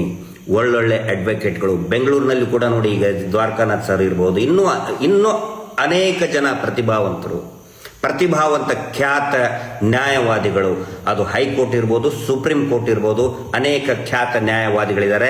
ದುಡ್ಡು ಅಡ್ವೊಕೇಟ್ ಬೇಡ. ಮತ್ತೆ ಏನ್ ಮಾಡಬೇಕು ಅಂತ ಹೇಳಿದ್ರೆ, ನೀವು ಸುಪ್ರೀಂ ಕೋರ್ಟ್ ನಿಮ್ಮ ಕೈಯಲ್ಲಿಲ್ಲ, ಇಲ್ಲ ಅನ್ಕೊಂಡಿದ್ದೀನಿ, ಇರ್ಬೋದು, ಇದೆಯೋ ಗೊತ್ತಿಲ್ಲ, ಏನ್ ಮಾಡಬೇಕು ತಾವು ಬಂದಿದ್ದೀರಿ, ಸ್ಪಂದಿಸಿದಿರಿ. ಅದರ ಸಲುವಾಗಿ ನಿಮಗೆ ಆಸಕ್ತಿ ಇದ್ರೆ ವಿಜೇಂದ್ರ ಅವರೇ ಏನು ಮಾಡಬಹುದು, ಏನಾಗಿದೆ ಈಗ ನಿಮ್ಮ ಗಮನಕ್ಕೆ ತರ್ತಾ ಇದ್ದೀನಿ 2 ದಾಖಲೆಗಳನ್ನ. 2017ರಲ್ಲಿ ಸ್ವತಃ CBI ವರದಿ ಕೊಟ್ಟಿದೆ. ಏನು ಅಂತ ಹೇಳಿದ್ರೆ, ಸರ್ಕಾರದ ಉಪ ಕಾರ್ಯದರ್ಶಿ ಒಂದು ಇದನ್ನು ಬರೀತಾರೆ, CBIನೇ ಹೇಳಿದೆ. ಸಂಖ್ಯೆ ಕಡತದ ಸಂಖ್ಯೆ ಹೇಳ್ತೀನಿ, ದಯವಿಟ್ಟು ಬರೆದಿಟ್ಕೊಳ್ಳಿ. HD 06 CID 2013 ದಿನಾಂಕ 21/2/2017 ಅಧಿಕೃತ ಜ್ಞಾಪನದಲ್ಲಿ ತಿಳಿಸಲಾಗಿರುತ್ತದೆ. CIDದವರು ರೆಫರ್ ಮಾಡ್ತಾರೆ. ಅಂದ್ರೆ CID DGP ಅವಾಗ ಸಲೀಂ ಸಾಹೇಬ್ರು ಇರ್ತಾರೆ, ಅವರು ರೆಫರ್ ಮಾಡ್ತಾರೆ. ಏನು ಅಂತ ಹೇಳಿದ್ರೆ, ಸದರಿ ಪತ್ರದಲ್ಲಿ ಬೆಳ್ತಂಗಡಿ ತಾಲೂಕು ಉಜಿರೆ ಗ್ರಾಮದ ಕುಮಾರಿ ಸೌಜನ್ಯ ಕೊಲೆ ಪ್ರಕರಣಕ್ಕೆ ಸಂಬಂಧಿಸಿದಂತೆ CBI ಸಂಸ್ಥೆಯಿಂದ ಸ್ವೀಕೃತಗೊಂಡಂತಹ ಪತ್ರದಲ್ಲಿ ಪ್ರಸ್ತಾಪಿಸಿರುವಂತೆ ಡಾಕ್ಟರ್ ಆದಂ ಉಸ್ಮಾನ್ ಮತ್ತು ಡಾಕ್ಟರ್ N ರಶ್ಮಿ ಇವರುಗಳ ವಿರುದ್ಧ ಕಠಿಣ ದಂಡನೆ ವಿಧಿಸಲು ಪ್ರಸ್ತಾಪಿಸಿದ್ದು. ಪೂರ್ತಿ ಇದೆ, ಸಂಪೂರ್ಣ ದಾಖಲೆ ಇದೆ ನಮ್ಮ ಹತ್ರ. ಏನೇನು ಪ್ರಸ್ತಾಪ ಮಾಡಿದ್ದಾರೆ, ಏನೇನು ಅಂತ ಇದೆ, ಪೂರ್ತಿ ಓದಿದ್ರೆ ಟೈಮ್ ಆಗುತ್ತೆ. ನಾವು ಕೊಡ್ತೀವಿ ನಿಮಗೆ. ಅಕಸ್ಮಾತ್ ನಿಮಗೆ ದಾಖಲೆಗಳ ಕೊರತೆ ಇದ್ದರೆ ನಿಮ್ಗೆ ಕೊಡ್ತೀವಿ. 2017ರಲ್ಲಿನೇ CBI ಹೇಳಿದೆ, ಈ ಏನಿಬ್ರು ಡಾಕ್ಟರ್ ಇದಾರಲ್ಲ ಅವರು ಪೋಸ್ಟ್ ಮಾರ್ಟಮ್ ಮಾಡಿದಂಥ ವೈದ್ಯರು ಪೋಸ್ಟ್ ಮಾರ್ಟಮೇ ಸರಿ ಇಲ್ಲ ಅಂತ ಸ್ವತಃ CBI ಹೇಳಿದೆ. ಆ ವರದಿ ಮೇಲೆ ಈ ಹುಚ್ಚಪ್ಪ ಯಾರು ರಿಟೈರ್ಡ್ DSP, CID DSP ಆಗಿ ಯಾರು ರುದ್ರಮುನಿ ಅವರು ಪದೇ ಪದೇ ಹೇಳ್ತಾ ಇದ್ದಾರೆ. ಅವ್ರು ಹೇಳಿದ್ದನ್ನ ಜೊಳ್ಳು ಸುಳ್ಳು ಸುವರ್ಣ ಆ ಚಾನಲ್ ಈ ಚಾನಲ್ ಅಲ್ಲಿ ಸುಳ್ಳು ಹೇಳ್ತಾ ಇದ್ದಾರೆ. ಪವಿತ್ರವಾಗಿ ಸತ್ತಿದ್ದಾಳೆ ಪೋಸ್ಟ್ ಮಾರ್ಟಮ್ ಆಧಾರದಲ್ಲಿ. ಆದರೆ ಆ ಪೋಸ್ಟ್ ಮಾರ್ಟಮ್ ಅನ್ನ ಮಾಡಿದಂತಹ ಅಧಿಕಾರಿಗಳೇ ತಪ್ಪೆಸಗಿದ್ದಾರೆ ಅಂತ ಸ್ವತಃ CBI ಹೇಳಿದೆ. ದಯವಿಟ್ಟು ಇದನ್ನ ನೀವು ಅಧ್ಯಯನ ಮಾಡಿ. ಗೊಳ್ಳು ಸುಳ್ಳು ಜೊಳ್ಳು ತಂದು ಹೇಳ್ತಾರಲ್ಲ ನಿಮಗಿಷ್ಟೇ ಅಲ್ಲ, ಎಲ್ಲಾರ ಮನೆಗೆ ಹೋಗ್ತಾರೆ ಅವರು. ಒಂದಿಷ್ಟು ಜನ ಪಂಚೆ ಬಿಳಿ ಇದನ್ನ ಹಾಕೊಂಡು ಹೋಗ್ತಾರೆ. ಪೂಜ್ಯರು ದೇವರು ನಡೆದಾಡೋ ದೇವರು, ಪೂಜ್ಯರ ಮೇಲೆ ಅಪಮಾನ ಅಂತ ಬರ್ತಾರಲ್ಲ, ಆ ಜೊಳ್ಳು ಸುಳ್ಳು ನೋಡ್ಬೇಡಿ. ಅಧಿಕೃತ ದಾಖಲೆಗಳನ್ನ ನೋಡಿ ವಿಜೇಂದ್ರ ಅವರೇ. ಯಾಕಂತ ಹೇಳಿದ್ರೆ ತಾವು ಮುತ್ಸದಿಗಳಾಗಬೇಕು. ಮಾನ್ಯ ದೇವೇಗೌಡರು ನೋಡಿ, ಮಾನ್ಯ ನಮ್ಮ ಸಿದ್ದರಾಮಯ್ಯನವ್ರು ನೋಡಿ, ಮಾನ್ಯ ಯಡಿಯೂರಪ್ಪನವ್ರು ನೋಡಿ, ದಾಖಲೆಗಳನ್ನು ಅಧ್ಯಯನ ಮಾಡ್ತಾರೆ. ದಯವಿಟ್ಟು ಅಧ್ಯಯನವನ್ನು ಮಾಡಿ, ಪ್ರತಿಯೊಂದು ಬರೆದಿಟ್ಕೊಳ್ಳಿ, ಸ್ಟಡಿ ಮಾಡಿ. ನಿಮ್ಮ ಹತ್ರ ಅನೇಕ ಲಾಯರ್ಗಳಿದ್ದಾರೆ, ನಿಮ್ಮದೇ ಲೀಗಲ್ ಅಡ್ವೈಸರ್ ಇದ್ದಾರೆ, ಅವರಿಗೆ ಕಳಿಸ್ಕೊಡ್ಬೇಕಾಗಿತ್ತು ನೀವು. ಹೈಕೋರ್ಟ್ ಜಜ್ಮೆಂಟ್ ಏನು ಬಂದಿದೆ, 17th ಕೋರ್ಟ್ ಜಜ್ಮೆಂಟ್ ಏನಿದೆ, CBI ಕೋರ್ಟ್ ಜಜ್ಮೆಂಟ್ ಏನಿದೆ, ಓದಿ ನೀವು ಈ ಯಾತ್ರೆ ಮಾಡಬೇಕಾಗಿತ್ತು. ಮಾಡಲಿಲ್ಲ, ಬಹಳ ತಪ್ಪು ಮಾಡಿದ್ರಿ. ಇದು ಒಂದು ದಾಖಲೆ. ಅಂದರೆ ಈಗ ನಾನು ಹೇಳ್ತಾ ಇರೋದು, CBIನೇ ಹೇಳಿದೆಯಲ್ಲ ತಪ್ಪಿತಸ್ಥ ಅಧಿಕಾರಿಗಳ ಮೇಲೆ ಕ್ರಮ ಕೈಗೊಳ್ಳಿ ಅಂತ. CBI ನಿಮ್ಮ ಕಡೆನೇ ಇದೆಯಲ್ಲ, ನಿಮ್ಮ ಹೈಕಮಾಂಡ್ ಮಾನ್ಯ ಅಮಿತ್ ಶಾಜಿ ಅವರೇ ಇದ್ದಾರಲ್ವಾ, ಅವ್ರಿಗೆ ಹೇಳ್ಬೋದಲ್ವಾ ನೀವು? ಯಾಕೆ ಸುಪ್ರೀಂ ಕೋರ್ಟಿಗೆ ಅಡ್ವೊಕೇಟ್ ದುಡ್ಡು ಕೊಡ್ತೀರಿ? ಬಹಳ ಸರಳ ಕೆಲಸ ಇದು. ಇನ್ನೂ ಕೂಡ ಪೆಂಡಿಂಗ್ ಇದೆ. ಆ ನಂತರ 2017ರಲ್ಲಿ ಆದರೆ 2018ರಿಂದ 5 ವರ್ಷ ಅಧಿಕಾರದಲ್ಲಿ ಇದ್ದಿದ್ದೇ ಭಾರತೀಯ ಜನತಾ ಪಾರ್ಟಿ. ಯಾಕೆ ಮುಚ್ಚಿಟ್ಕೊಂಡ್ರು ಸರ್ ಇದನ್ನ? ಯಾಕೆ ಮುಚ್ಚಿಟ್ಕೊಂಡ್ರು? ಸರ್ಕಾರದ ಕಡತದಿಂದ ಯಾಕೆ ಮುಚ್ಚಿಟ್ಟುಕೊಂಡ್ರು? ಯಾರ ರಕ್ಷಣೆಗೋಸ್ಕರ ಇದನ್ನ ಮುಚ್ಚಿಟ್ಕೊಂಡ್ರು? ಉತ್ತರ ಕೊಡಬೇಕು. ಈಗ ವೆರಿ ರೀಸೆಂಟ್ಲಿ ಒಂದು ಡೆವಲಪ್ಮೆಂಟ್ ಆಗಿದೆ. ಮಹೇಶ್ ಶೆಟ್ಟಿ ತಿಮರೋಡಿ ಅವರ ನೇತೃತ್ವದಲ್ಲಿ ಹೋರಾಟ ಮಾಡಬೇಕಾದ್ರೆ ಎಲ್ಲರೂ ಕೂಡ ನಾವು ಆಗ್ರಹ ಮಾಡಿದ್ದು, ಮಹೇಶ್ ಶೆಟ್ಟಿ ತಿಮರೋಡಿ ಅವರು, ನಾವು, ಪ್ರಸನ್ನ ರವಿ, ಆನಂತರ ಜಯಂತ್ ಅವರು, ತಮ್ಮಣ್ಣ ಶೆಟ್ಟರು, ಎಲ್ಲರೂ ಕೂಡ, ಎಲ್ಲ ನಮ್ಮ ಇಡೀ ಸೌಜನ್ಯ, ನಮ್ಮ ಶಶಿಕಲಾ ಶೆಟ್ಟಿ ಅವರು, ದೊಡ್ಡ ಬಳಗ ಇದೆ. ಎಲ್ಲರೂ ಕೂಡ ಆಗ್ರಹ ಮಾಡ್ತಾನೆ ಬಂದ್ವಿ. ಅಕ್ವಿಟಲ್ ಕಮಿಟಿ ಮಾಡಬೇಕು. ಪ್ರತಿ ಹೋರಾಟದಲ್ಲಿ ಕೂಡ ಅಕ್ವಿಟಲ್ ರಚನೆಗಾಗಿ ಆಗ್ರಹ ಮಾಡ್ತಾ ಇದ್ವಿ. ಅಕ್ವಿಟಲ್ ಕಮಿಟಿನೂ ಆಯಿತು, ಅಕ್ವಿಟಲ್ ಕಮಿಟಿ ವರದಿನೂ ಕೂಡ ಕೊಟ್ಟರು, ಅದನ್ನು ಕೂಡ ಮುಚ್ಚಿಟ್ಕೊಂಡು ಬಿಟ್ರು. ಅಕ್ವಿಟಲ್ ಕಮಿಟಿಯಲ್ಲಿ ಈ ಹಿಂದೆ ನನ್ನ ವಿಡಿಯೋದಲ್ಲಿ ನನ್ನ ಇದರಲ್ಲಿ ಹೇಳಿದ್ದೀನಿ, ಅದನ್ನ ಸಭೆಗಳಲ್ಲಿ ಕೂಡ ಹೇಳಿದ್ದೀನಿ. ಏನಂತ ಹೇಳಿದ್ರೆ, ಅಕ್ವಿಟಲ್ ಕಮಿಟಿಯಲ್ಲಿ ಯಾರಿದ್ರು? ಅಕ್ವಿಟಲ್ ಕಮಿಟಿ ಆಗಿದ್ದು ಇದೇ 2025 ಜೂನ್ 2ನೇ ತಾರೀಕಿಗೆ ಡೇಟ್ ಇದೆ. ಅಕ್ವಿಟಲ್ ಕಮಿಟಿಯಲ್ಲಿದ್ದು ಶ್ರೀ ಪಿ ಹರಿಶೇಖರನ್ ಸಾಹೇಬರು, Shri BN Jagadish, Bata Jagadisha, Shri T Kumar DYSP ಅವ್ರನ್ನ ಯಾಕೆ ಹಾಕೊಂಡ್ರು ಗೊತ್ತಿಲ್ಲ. ಟ್ರೈನಿಂಗ್ ಸೆಂಟರ್ನವ್ರನ್ನ ಯಾಕೆ ಹಾಕೊಂಡ್ರು ಅವೆಲ್ಲ ಗೊತ್ತಿದೆ, ನನಗೆ ಗೊತ್ತಿದೆ. ಟ್ರೈನಿಂಗ್ ಸೆಂಟರ್ ಚೀಫ್ ಯಾರಿದ್ರು, ಏನೇನು ಲಿಂಕು ಎಲ್ಲ ಗೊತ್ತಿದೆ, ಯಾಕೆ ಹಾಕೊಂಡಿದ್ದಾರೆ ಅಂತೇಳಿ. ಶ್ರೀಮತಿ ಅಂಜಲಿ ದೇವಿ ಅವ್ರ ಮೇಲೆ ಫ್ರಾಡ್ ಕೇಸಿದ್ದು FIR ಕೂಡ ಆಗಿದೆ. ಅಂಥವ್ರನ್ನ ಇಟ್ಕೊಂಡು ಮತ್ತೆ ಉಳಿದವ್ರ ಬಗ್ಗೆ ನಮಗೇನು ಬೇರೆ ಅಭಿಪ್ರಾಯ ಇಲ್ಲ. ಹರಿಶೇಖರ್ ಸಾಹೇಬ್ರಿದ್ದಾರೆ. ಮುಖ್ಯವಾಗಿ ಗಮನಿಸಬೇಕಾಗಿದ್ದು ವಿಜೇಂದ್ರ ಅವರೇ, ನೀವು ಹೇಳ್ತಿದ್ರಲ್ಲ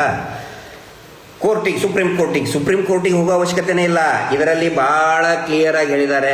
ಒಂದು ವೇಳೆ CBI ನಮಗೆ ರೆಕಮೆಂಡ್ ಮಾಡಿದರೆ, ಶಿಫಾರಸು ಮಾಡಿದರೆ, ಯಾಕಂತ ಹೇಳಿದ್ರೆ ತನಿಖೆ ಆಗಿರುವುದೇ CBI ಅಂದ್ರೆ ಅಂತಿಮ ವರದಿ, ಸೌಜನ್ಯ ಪ್ರಕರಣದ ಅಂತಿಮ ವರದಿ ಕೊಟ್ಟಿದ್ದೇ CBI ಆಗಿರುವುದರಿಂದ, ಒಂದು ವೇಳೆ CBI ನಮಗೆ ಶಿಫಾರಸು ಮಾಡಿದರೆ ತಪ್ಪಿತಸ್ಥ ಅಧಿಕಾರಿಗಳ ವಿರುದ್ಧ ಕ್ರಮ ಕೈಗೊಳ್ಳುತ್ತೇವೆ.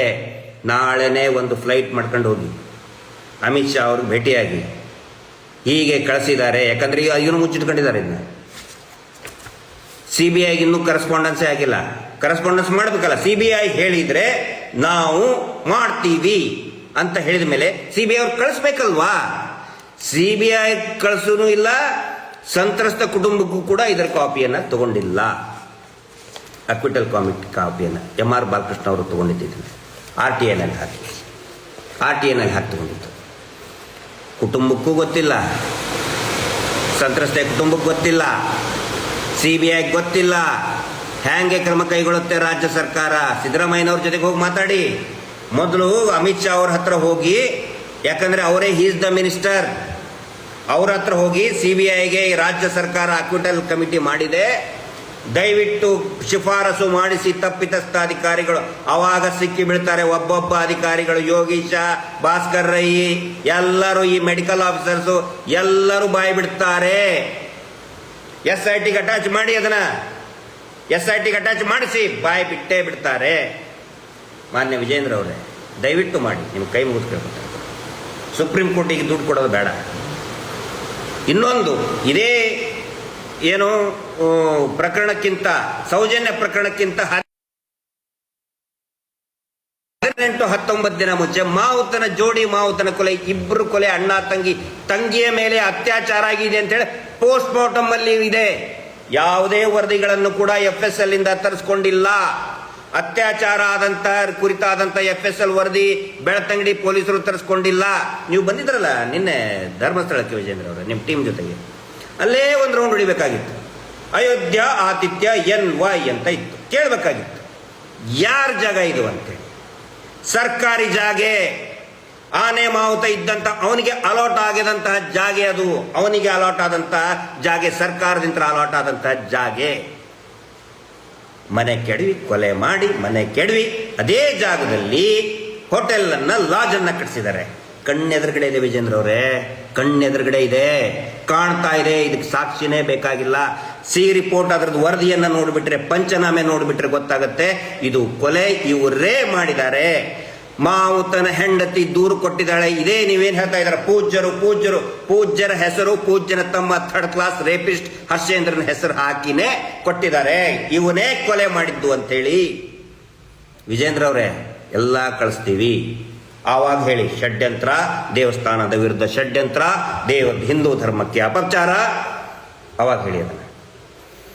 ಇಷ್ಟು ಮಾಡಿಬಿಡಿ. ಆನಂತರ ರಿಪೋರ್ಟ್ ಇದೆ, ಆನೆ ಮಾವುತನ ಕೇಸು, ಪದ್ಮಲತಾ ಕೇಸು, ಸುಪ್ರೀಂ ಕೋರ್ಟಿಗೆ ಹೋಗಬೇಕಾಗಿಲ್ಲ.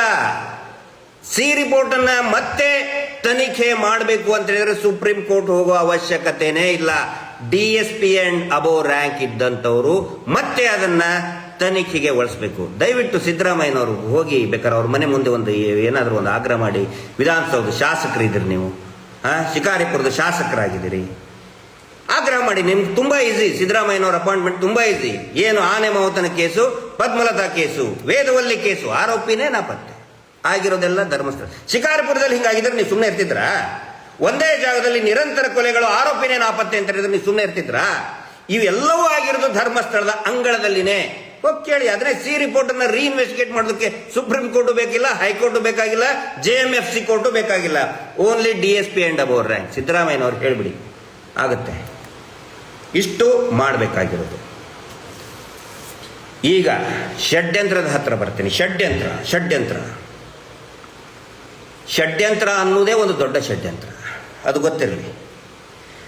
ಬುರುಡೆ ತಂದ್ರು ಅಂತ ಹೇಳ್ತಾರಲ್ಲ, ಅದನ್ನು ನೀವು ವಿಜೇಂದ್ರ ಅವರು ಹೆಂಗೆ ಕೇಳಿದ್ರಿ? ನೀವು ಹೆಂಗೆ ಒಪ್ಕೊಂಡ್ರಿ ಅದನ್ನ? ಆ ತೇರಿ, ಆ ಪ್ರಭೋಗಂಡ ಬುರುಡೆ ಕಿರಾಣ ಅಂಗಡಿಯಲ್ಲಿ ಸಿಗ್ತದ, ತೆಂಗಿನ ಮರದಲ್ಲಿ ಇರ್ತದ?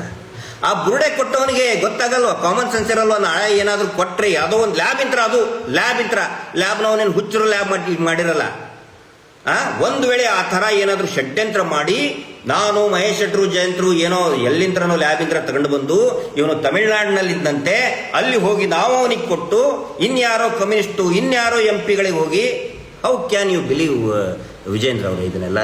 ಫೇಕ್ ಥಿಯರಿನ, ಫೇಕ್ ಫಾಲ್ಸ್ ಪ್ರಪಗಂಡನ ಹೆಂಗೆ ನೀವು ನಂಬ್ತೀರಾ? ನಮ್ಮನ್ನೇನು ಹುಚ್ಚರಂತ ತಿಳ್ಕೊಂಡಿದ್ದೀರಾ? ನಾಳೆ ನಮಗೂ ಕೂಡ ಖಂಡಿತ ಗೊತ್ತಿತ್ತು ಇದು SIT ತನಿಖೆನೇ ಆಗತ್ತೆ, ಅಥವಾ CBI ಆಗ್ಬೋದು, ಇನ್ಯಾವುದಾದ್ರು ಆಗ್ಬೋದು.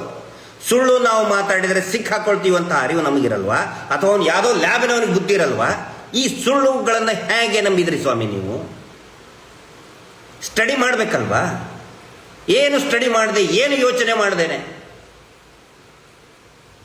ಎಳ್ಳು ಕಾಳಷ್ಟು ಕೂಡ ಈ ಏನು ಬುರುಡೆ ಥೇರಿ ಹೇಳ್ತಾ ಇದ್ರಲ್ಲ, ಯಾರೋ ತಂದ್ಕೊಟ್ರು ಷಡ್ಯಂತ್ರ, ಎಳ್ಳು ಕಾಳಷ್ಟು ಕೂಡ ಷಡ್ಯಂತ್ರ ಅನ್ನುವಂಥ ಆರೋಪದಲ್ಲಿ ಸತ್ಯಾಂಶ ಇಲ್ಲ. ಷಡ್ಯಂತ್ರ ಅನ್ನೋದೇ ಒಂದು ಷಡ್ಯಂತ್ರ. ಅತ್ಯಾಚಾರಿಗಳನ್ನು ರಕ್ಷಣೆ ಮಾಡೋದಕ್ಕೆ, ಪ್ರಭಾವಿ ಕುಟುಂಬವನ್ನು ರಕ್ಷಣೆ ಮಾಡೋದಕ್ಕೆ ಈ ಒಂದು ಷಡ್ಯಂತ್ರವನ್ನ ಕೆಲವು TV ಚಾನೆಲ್ಗಳ ಮುಖಾಂತರ, ಕೆಲವು ನಕಲಿ ಪತ್ರಕರ್ತರ ಮುಖಾಂತರ ಹಬ್ಬಿಸ್ತಾ ಇದ್ದಾರೆ. ಆ ನಂತರ ಇದನ್ನು ಈ ಷಡ್ಯಂತ್ರ, ಈ ಬುರುಡೆ ಥೇರಿ ಹೇಳಿದವರು ಇದೇ ಥರ್ಡ್ ಕ್ಲಾಸ್ ಲೋಫರ್ ಇವನು ರಾಕೇಶ್ ಶೆಟ್ಟಿ ನಿಮ್ಮ ವಿರುದ್ಧನೇ ಮಾತಾಡಿದ್ನಲ್ರಿ ವಿಜೇಂದ್ರ ಅವರೇ. ನಿಮ್ಮನ್ನೇ ಬ್ಲಾಕ್ ಮೇಲ್ ಮಾಡಕ್ ಹೊಂಟಿದ್ನಲ್ರಿ. ನೀವು ಅವನು ಹೇಗೆ ನಂಬಿದ್ರಿ ವಿಜೇಂದ್ರ ಅವರೇ? ಅವಾಗ ನಾವು ನಿಮ್ಮ ಬಗ್ಗೆ ಅನುಕಂಪ ನಿಮ್ಮ ಮೇಲೆ ಮಾಡಿದ್ದಕ್ಕೆ ನಮಗೆ ಬಹಳ ಸಿಟ್ಟು ಬಂದಿತ್ತು. ರಾಕೇಶ್ ಶೆಟ್ಟಿ ಅನ್ನೋ third class loafer sex CD ಇಟ್ಕೊಂಡು ಬ್ಲಾಕ್ ಮೇಲ್ ಮಾಡ್ತಾನ ಅವನ್ನೆಲ್ಲರಿಗೂ. ಅವ್ನು ಹೇಳಿದ ಮಾತನ್ನ ನಂಬಿ ನೀವು ಇವನ್ನೆಲ್ಲ ಮಾಡ್ಕೊಂಡು ಕೂತಿದ್ರಲ್ರಿ. ಇನ್ನೊಬ್ಬನು ಅಜಿತ್ ಜೈನ್ ಫಾರಿನ್ಗೆ ಹೋಗಿ ವಿದೇಶಕ್ಕೆ, ಅಮೆರಿಕಕ್ಕೆ ಹೋಗಿ ಸ್ಟಡಿ ಇನ್ವೆಸ್ಟಿಗೇಷನ್ ಮಾಡಿದ್ನಂತೆ. ಅವ್ನ ತಲೆಯಲ್ಲಿ ಸಗಣಿ ತುಂಬಿಕೊಂಡಿದ್ದ ನಾವು ಅಜಿತ್ ಜೈನ್. ಅಂಥವ್ರದೆಲ್ಲ ಸುಳ್ಳು ಜೊಳ್ಳು ಷಡ್ಯಂತ್ರ ಅದು ಇದು ಅಂತ ಕೇಳ್ಕೊಂಡು ಒದ್ದಗ ಬಂದ್ಬಿಟ್ರಲ್ಲ, ಚಲೋ ಧರ್ಮಸ್ಥಳ ಚಲೋ ಅಂತ ನೇತೃತ್ವದಲ್ಲಿ ಅಂತ ಹೇಳಿ. ರಹಸ್ಯ ಹೇಳ್ತೇನೆ ಕೇಳಿ, ಷಡ್ಯಂತ್ರದ ರಹಸ್ಯ. ಷಡ್ಯಂತ್ರ ನಿಮ್ಮ ವಿರುದ್ಧ ಮಾಡ್ತಾ ಇದ್ದಾರೆ. ನಿಮ್ಮ ಮೇಲೆ ಒಂದು ಕನ್ಸರ್ನ್ ಇಟ್ಕೊಂಡು ಹೇಳ್ತಾ ಇದ್ದೀನಿ. ನಿಮ್ಮನ್ನ ಖೆಡ್ಡಕ್ಕೆ ತಳ್ತಾ ಇದ್ದಾರೆ. ಇದೇ R Ashok, DK Shivakumar S Santosh and Surana party ಕಚೇರಿಯಲ್ಲಿ ಇದ್ದಂತ ನಿಮ್ಮನ್ನ ಖೆಡ್ಡಕ್ಕೆ ತಳ್ಳಿದ್ದಾರೆ. ವಿಜೇಂದ್ರ ಅವರೇ, ಅರ್ಥ ಮಾಡ್ಕೊಳ್ಳಿ ಈ ಷಡ್ಯಂತ್ರವನ್ನ. ಯಾಕಂದ್ರೆ ಎಲ್ಲರಿಗೂ ಗೊತ್ತಿದೆ ಇದೆ ಯಾವ ಷಡ್ಯಂತ್ರ ಇಲ್ಲ. ಈ ವೀರೇಂದ್ರ ಜೈನ್ ಎಷ್ಟು ಕಚ್ಚಡ ಹೊಲಿಸುವಂತ ಇವರೆಲ್ಲರಿಗೂ ಗೊತ್ತಿದೆ. ಯಾಕಂತ ಹೇಳಿದ್ರೆ DK ಶಿವಕುಮಾರ್ದು ದುಡ್ಡಿನ ವ್ಯವಹಾರ ಇದೆ. ಸೆಟ್ಟಿಂಗ್ ಸುರೇಂದ್ರನ ಜೊತೆಗೆ ಆ ಲಾಯರ್ ಜಗದೀಶ್ ಅವ್ರು ಹೇಳಿದ್ರಲ್ಲಿ ಸುಳ್ಳಲ್ಲ. ವಿಶ್ವನಾಥ್ಗೂ ಅವ್ರಿಗೂ ಸಂಬಂಧ ಇರೋದು ಸುಳ್ಳಲ್ಲ. ಲಾಯರ್ ಜಗದೀಶ್ ಹೇಳಿದ್ದು ಅಪ್ಪಟ ಸತ್ಯ. ಅವ್ರು ಇಂಡಿವಿಜುವಲ್ ಆಗಿ ಏನೇನು ಮಾತಾಡ್ತಾರೆ, ಬೇರೆ ಬೇರೆ ವಿಷಯದ ಬಗ್ಗೆ ಮಾತಾಡಿದ್ದಾರೆ, ಅದ್ರ ಬಗ್ಗೆ ನಾನೇನು ಹೇಳಕ್ ಹೋಗಲ್ಲ, ಅದು ಅವ್ರಿಗೆ ಬಿಟ್ಟಿದ್ದು. ಆದರೆ ಸೌಜನ್ಯ ಪ್ರಕರಣದಲ್ಲಿ, ಈ ಪ್ರಕರಣದಲ್ಲಿ ಮತ್ತು ಆ ಸೆಟ್ಟಿಂಗ್ ಸುರೇಂದ್ರ ನಕಲಿ ದೇವಮಾನವನ ತಮ್ಮ ಮಾಡ್ತಾ ಇರುವಂತಹ ರಿಯಲ್ ಎಸ್ಟೇಟು, ವಿಶ್ವನಾಥ್ಗೂ ಇರೋ ಸಂಬಂಧ, DK ಶಿವಕುಮಾರ್ಗೆ ಇರೋ ಸಂಬಂಧ ಲಾಯರ್ ಜಗದೀಶ್ ಹೇಳಿದ್ದು ಅಪ್ಪಟ ಸತ್ಯ ಇದೆ. ನಾನು ಕೂಡ ಅವಾಗ ರಿಯಲ್ ಎಸ್ಟೇಟ್ ಮಾಡ್ತಿದ್ದೆ ಒಂದಿಷ್ಟು ದಿನ, ಕೈಗೆ ಎಟಕ್ಲಿಲ್ಲ, ಏನು ಅದು ನನ್ನ ಇದಕ್ಕೂ ಇರಲಿಲ್ಲ. ಅವಾಗಲೂ ಎಷ್ಟೋ ಜನ ಹೇಳಿದ್ದಾರೆ ಇದು ಧರ್ಮಸ್ಥಳದ ವೀರೇಂದ್ರ ಜೈನ್ ಅಂತ ಸುಮಾರು ಜನ ಹೇಳಿದ್ದಾರೆ. ಈ ಸೆಟ್ಟಿಂಗ್ ಸುರೇಂದ್ರ ಇವ್ರದ್ದು ದೊಡ್ಡ ದಂಧೆ ಇದೆ ಯಲಹಂಕದಲ್ಲಿ. ಇಡೀ ಬೆಂಗಳೂರಿನಲ್ಲಿ ಮತ್ತು ದೆಹಲಿಯಲ್ಲಿ ಈ ಧರ್ಮೋದ್ಯಮಿಗಳು, ನೀವು ಹೇಳ್ತಿರಲ್ಲ ದೇವಮಾನವ ಅಂತೇಳಿ, ಫೇಮಸ್ ನೊಟೋ ಅಥವಾ ಇನ್ಫೇಮಸ್ ಇರೋದಕ್ಕೆ, ಬ್ಲ್ಯಾಕ್ ಮನಿಯನ್ನ ವೈಟ್ ಮನಿ ಮಾಡೋದಕ್ಕೆ, ಕಪ್ಪು ಹಣ ವರ್ಗಾವಣೆ ಮಾಡೋದಕ್ಕೆ ಇರುವಂಥ ವ್ಯಕ್ತಿಗಳಿವರು. ಗೊತ್ತಿರಲಿ, ನಿಮ್ಗೆ ಗೊತ್ತಿರ್ತದೆ. DK ಸುಮಾರು ಜನ ಹೇಳ್ತಾರೆ ಮೀಟರ್ ಬಡ್ಡಿ ದಂಧೆಯಲ್ಲಿ ಇರೋದೆಲ್ಲ ಬ್ಲ್ಯಾಕ್ ಮನಿನೇ ವಿಜೇಂದ್ರ ಅವರೇ. ದೊಡ್ಡ ದೊಡ್ಡ ರಾಜಕಾರಣಿಗಳ ದುಡ್ಡಿದೆ, ಅನೇಕ ರಾಜಕಾರಣಿಗಳ ದುಡ್ಡು, ದೊಡ್ಡ ದೊಡ್ಡ ಅಧಿಕಾರಿಗಳ ದುಡ್ಡು, ದೊಡ್ಡ ದೊಡ್ಡ ಉದ್ಯಮಿಗಳ ಬ್ಲ್ಯಾಕ್ ಮನಿ ಇದೆ. ಹಿಂಗಾಗಿ ಎಲ್ಲರೂ ಕೂಡ ಅವ್ರನ್ನ ರಕ್ಷಣೆ ಮಾಡಕ್ ನಿಂತಿದ್ದಾರೆ. ರಾಜ್ಯಸಭಾ ಸದಸ್ಯರನ್ನ ಮಾಡಬೇಕಾದ್ರೆ 100 ಕೋಟಿವರೆಗೂ ಕೂಡ ಹಣ ವರ್ಗಾವಣೆ ನಡೆದಿದೆ. ಕೇಳಿ S&S ಅವ್ರಿಗೆ, ಸುರಾನ ಗಿರಾನ ಇದಾರಲ್ಲ ದಲಾಲರು, ಅವರಿಂದನೇ ಪಾರ್ಟಿ ಹಾಳಾಗಿದ್ದು, ಅವರಿಂದನೇ ಬೇಜಾರಾಗಿ ಪಕ್ಷದಿಂದ ನಾವು ಹೊರಗಡೆ ಬಂದು ಸುಮ್ಮನೆ ಕುತ್ಕೊಂಡಿದ್ದು. ನಿಮ್ಮನ್ನು ಕೂಡ ಸಿಕ್ಕಾಕೊಂಡ್ರು, ಮಾನ್ಯ ಯಡಿಯೂರಪ್ಪನವ್ರಿಗೂ ಕೂಡ ಸಿಕ್ಕಾಕ್ಸಿದ್ರು ಅವರು. ಮತ್ತೆ ಒಂದ್ಸಗೆ ನಿಮಗೆ ಖೆಡ್ಡ ತೋಡಿದ್ದಾರೆ. ಅವರು ತಿಂದಿದ್ದನ್ನ ನಿಮ್ಮ ಮುಖಕ್ಕೆ ಒರ್ಸಕ್ಕೆ ಷಡ್ಯಂತ್ರ ದೇವಸ್ಥಾನದ ವಿರುದ್ಧ ಖಂಡಿತ ಇಲ್ಲ, ಇರೋದಕ್ಕೆ ಸಾಧ್ಯನೇ ಇಲ್ಲ. ಇದು ವಿಜೇಂದ್ರ ಅವರಿಗೆ ಗೊತ್ತಿರಲಿ. ಷಡ್ಯಂತ್ರದ ಇನ್ನೊಂದು ಭಾಗ ಹೇಳ್ತೀನಿ. ಜನತಾ ಏಜೆಂಟ್ ಬಹಳ ಸಣ್ಣದಾದಂತಹ ಒಂದು ಯೂಟ್ಯೂಬ್ ಚಾನಲ್ ಜನತಾ ಏಜೆಂಟ್. ನಿನ್ನೆ ನೀವು ಬಂದ ತಕ್ಷಣನೇ ಒಂದು ಪಬ್ಲಿಕ್ ರಿಯಾಕ್ಷನ್ಗೆ ಬಿಟ್ಟರು. ಪಬ್ಲಿಕ್ ರಿಯಾಕ್ಷನ್ ಬರೀ ಸೌಜನ್ಯ ಹೋರಾಟಗಾರರ ರಿಯಾಕ್ಷನ್ ಮಾಡ್ಬೇಕಂತೇನಿಲ್ಲ. ಜನಸಾಮಾನ್ಯರು ಏನು ಹೇಳ್ತಾರೆ ಗೊತ್ತಾ? ಅದರ ವರದಿ ಜನಸಾಮಾನ್ಯರದು. ಜನತಾ ಏಜೆಂಟ್ ಪ್ರಶ್ನೆ ಕೇಳ್ತಾರೆ, ಬಿಜೆಪಿ ಸೌಜನ್ಯ ಮನೆಗೆ ಭೇಟಿ ಕೊಟ್ಟಿದ್ದು ಯಾಕೆ? ವಿಡಿಯೋ ನೋಡಿ. ವಿಡಿಯೋ ನೋಡಿದ ಮೇಲೆ 10,000 vote, 10,000 vote within one day ಅಲ್ಲ, ಬೆಳಿಗ್ಗೆ ಒಂದು 12-13 ತಾಸಲ್ಲಿನೇ ಆಗಿದ್ದದು. 12-13 ತಾಸಿನಲ್ಲಿ ವಿಜೇಂದ್ರ ಅವರೇ 10K ವೋಟ್ಸ್. 10,000 ಓಟ್ನಲ್ಲಿ 95% ಹೇಳ್ತಾ ಇರೋದು ಷಡ್ಯಂತ್ರವನ್ನ ನೀವು ಮಾಡ್ತಾ ಇದ್ದೀರಿ. ನೀವು ಷಡ್ಯಂತ್ರ ಮಾಡ್ತಾ ಇದ್ದೀರಿ. ರಾಜಕೀಯ ಷಡ್ಯಂತ್ರ, ಅಪರಾಧಿಗಳನ್ನ ಉಳಿಸ್ಕೊಳ್ಳೋದಕ್ಕೆ ನೀವು ರಾಜಕೀಯ ಷಡ್ಯಂತ್ರ ಮಾಡ್ತಾ ಇದ್ದೀರಿ. ಬಿಜೆಪಿಯವರು ಷಡ್ಯಂತ್ರ ಮಾಡ್ತಾ ಇದ್ದಾರೆ ಅಂತೇಳಿ ಜನರಲ್ ಪಬ್ಲಿಕ್ ಕಾಮನ್ ಮ್ಯಾನ್, ಈ ರಾಜ್ಯದ ಜನಸಾಮಾನ್ಯ ಉತ್ತರಿಸ್ತಾ ಇದ್ದಾನೆ. ಷಡ್ಯಂತ್ರ ನೀವು ಹೋಗಿರೋದೇ ನಾಟಕ, ಡ್ರಾಮಾ. ವಿಜೇಂದ್ರ ಅವರೇ, ಜನತಾ ಏಜೆಂಟ್ ವರದಿ. ಈತ ಅನೇಕ ಯೂಟ್ಯೂಬ್ಗಳು ಸರ್ವೆ ಮಾಡ್ತಾ ಇದ್ದಾರೆ. ಕಡಬದಲ್ಲಿ ಮೊನ್ನೆ ಚುನಾವಣೆ ಆಯಿತು, ಬೈ ಎಲೆಕ್ಷನ್ ಅಲ್ಲಿ ಬಿಜೆಪಿಯ ಮಹಿಳಾ ಅಭ್ಯರ್ಥಿಗೆ 0 ವೋಟ್, 0, ಬಿಗ್ 0. ಒಂದೇ ಒಂದು ವೋಟ್ ಇಲ್ಲ. ಕಡಬ, ದಕ್ಷಿಣ ಕನ್ನಡ ಜಿಲ್ಲೆ ಕಡಬದಲ್ಲಿ ಬಿಗ್ 0. ಇನ್ನು ಮುಂದೇನು ಕೂಡ ಇದೇ ರೀತಿ ನೀವು ಅತ್ಯಾಚಾರಿಗಳನ್ನ ಬೆಂಬಲಿಸ್ತಾ ಹಿಂದೂ ಧರ್ಮಕ್ಕೆ ಅಪಮಾನ ಅಂತ ಹೇಳಿ ಏನಾದರೂ ಡ್ರಾಮಾ ಮಾಡಿದ್ರೆ 0, ಬಿಗ್ 0. ಬಡ್ಡಿ ದಂಧೆಯಿಂದ ಬೇಸತ್ತು ಎಲ್ಲರೂ ಕೂಡ ಕಾಂಗ್ರೆಸ್ಸಿಗೆ, ಸಿದ್ದರಾಮಯ್ಯನವರಿಗೆ ಶಿಫ್ಟ್ ಆಗಿ ಆಯಿತು. ದುಡಿಯೋ ವರ್ಗ ನಿಮ್ಮ ಜೊತೆಗಿಲ್ಲ, ಹಿಂದುಳಿದ ವರ್ಗದವರು ನಿಮ್ಮ ಜೊತೆಗಿಲ್ಲ, ದಲಿತರು ಇಲ್ಲವೇ ಇಲ್ಲ, ಮುಸ್ಲಿಮರು ಕೇಳಲೇಬೇಡಿ. ಒಕ್ಕಲಿಗರು, ಸೌಜನ್ಯ ಒಕ್ಕಲಿಗರು. ಆರ್ ಅಶೋಕ್ ಮುಖ ನೋಡಿದ್ರೆ ಯಾವ್ದು ಉತ್ತರಳ್ಳಿ ಟೋಲ್ ಗೇಟ್ ದಾಟಿದ್ರೆ ಆರ್ ಅಶೋಕಿಗೆ 1 ಓಟ್ ಬಿಡಲ್ಲ. ಉತ್ತರಳ್ಳಿಯಲ್ಲಿ ಓಟ್ ಬೀಳೋದೆ ಪ್ರಾಮಾಣಿಕ ಕಾರ್ಯಕರ್ತರಿಂದ. ಮೋದಿಜಿಯವ್ರ ಮುಖ ನೋಡಿ, ಹಿಂದೆ ವಾಜಪೇಯಿ ಅವ್ರ ಮುಖ ನೋಡಿ ಓಟ್ ಹಾಕ್ತಾ ಇದ್ರು. ಆರ್ ಅಶೋಕ್ ಮುಖ ನೋಡಿ ಯಾರು ಓಟ್ ಹಾಕಿಲ್ಲ. ಒಕ್ಕಲಿಗರಿಗೆ ಯಾರ ನಾಯಕರಿಗೆ 1 ಓಟ್ ಬಿಡಲ್ಲ ಅವ್ರ ಮುಖ ನೋಡಿದ್ರೆ. ಎಲ್ಲಿದೆ ನಿಮಗೆ? ನೀವು ಇದೇ ರೀತಿ ಹೋಗಿ ಅತ್ಯಾಚಾರಿಗಳ ಬೆಂಬಲಕ್ಕೆ ನಿಂತ್ಕೊಂಡು ಡ್ರಾಮಾ ಮಾಡಿದ್ರೆ, ಹಿಂದೂ ದೇವಸ್ಥಾನಕ್ಕೆ ಅಪಮಾನ ಆಡಿದ್ರೆ ನಿಮ್ಮಂಥ ಮೂರ್ಖರು ಯಾರಿಲ್ಲ. ಯಾಕಂತ ಹೇಳಿದ್ರೆ ಜನರುಗಳು ತುಂಬಾ ಜಾಣರಿದ್ದಾರೆ. ಈ ರಾಜ್ಯದ ಜನ ನಿಮ್ಮ ಬೊಗಳೆ, ನಿಮ್ಮ ಈ ಆರ್ ಅಶೋಕ್ ಬೊಗಳೆ ಬಿಡ್ತಾ ಇದಾರಲ್ಲ, ರೇಷನ್ ಅಂಗಡಿ ಹೆಗ್ಗಣದ ತರ ತಿಂದು ಉಪ್ಕೊಂಡಿದ್ದಾರೆ. ಹಂಗೆ ಅವರ ಮಾತನ್ನ ಕೇಳೋದಕ್ಕೆ ಯಾವನೂ ರೆಡಿ ಇಲ್ಲ. ಸೌಜನ್ಯಾಳಿಗೆ ನ್ಯಾಯ ಸಿಗಬೇಕು. ಧರ್ಮಸ್ಥಳದಲ್ಲಿ ಅತ್ಯಾಚಾರ ಆಗಿ ಕೊಲೆಯಾದಂಥ ಪ್ರತಿಯೊಬ್ಬರಿಗೂ ನ್ಯಾಯ ಸಿಗಬೇಕು ಅಂತ ಹೇಳಿ ಇಡೀ ರಾಜ್ಯ, ದೇಶ ಇವತ್ತು ಕಾಯ್ತಾ ಇದೆ. ಡ್ರಾಮಾ ಮಾಡಿ ನಿಮ್ಮನ್ನ ಖೆಡ್ಡ ತಳ್ತಾ ಇದ್ದಾರೆ. ನಿಮ್ಮ ಮೇಲೆ ಒಂದು ಕನ್ಸರ್ನ್ ಇಟ್ಕೊಂಡು ಹೇಳ್ತಾ ಇದ್ದೀನಿ, ದಯವಿಟ್ಟು ಈ ಖೆಡ್ಡದಿಂದ ಹೊರಗಡೆ ಬನ್ನಿ.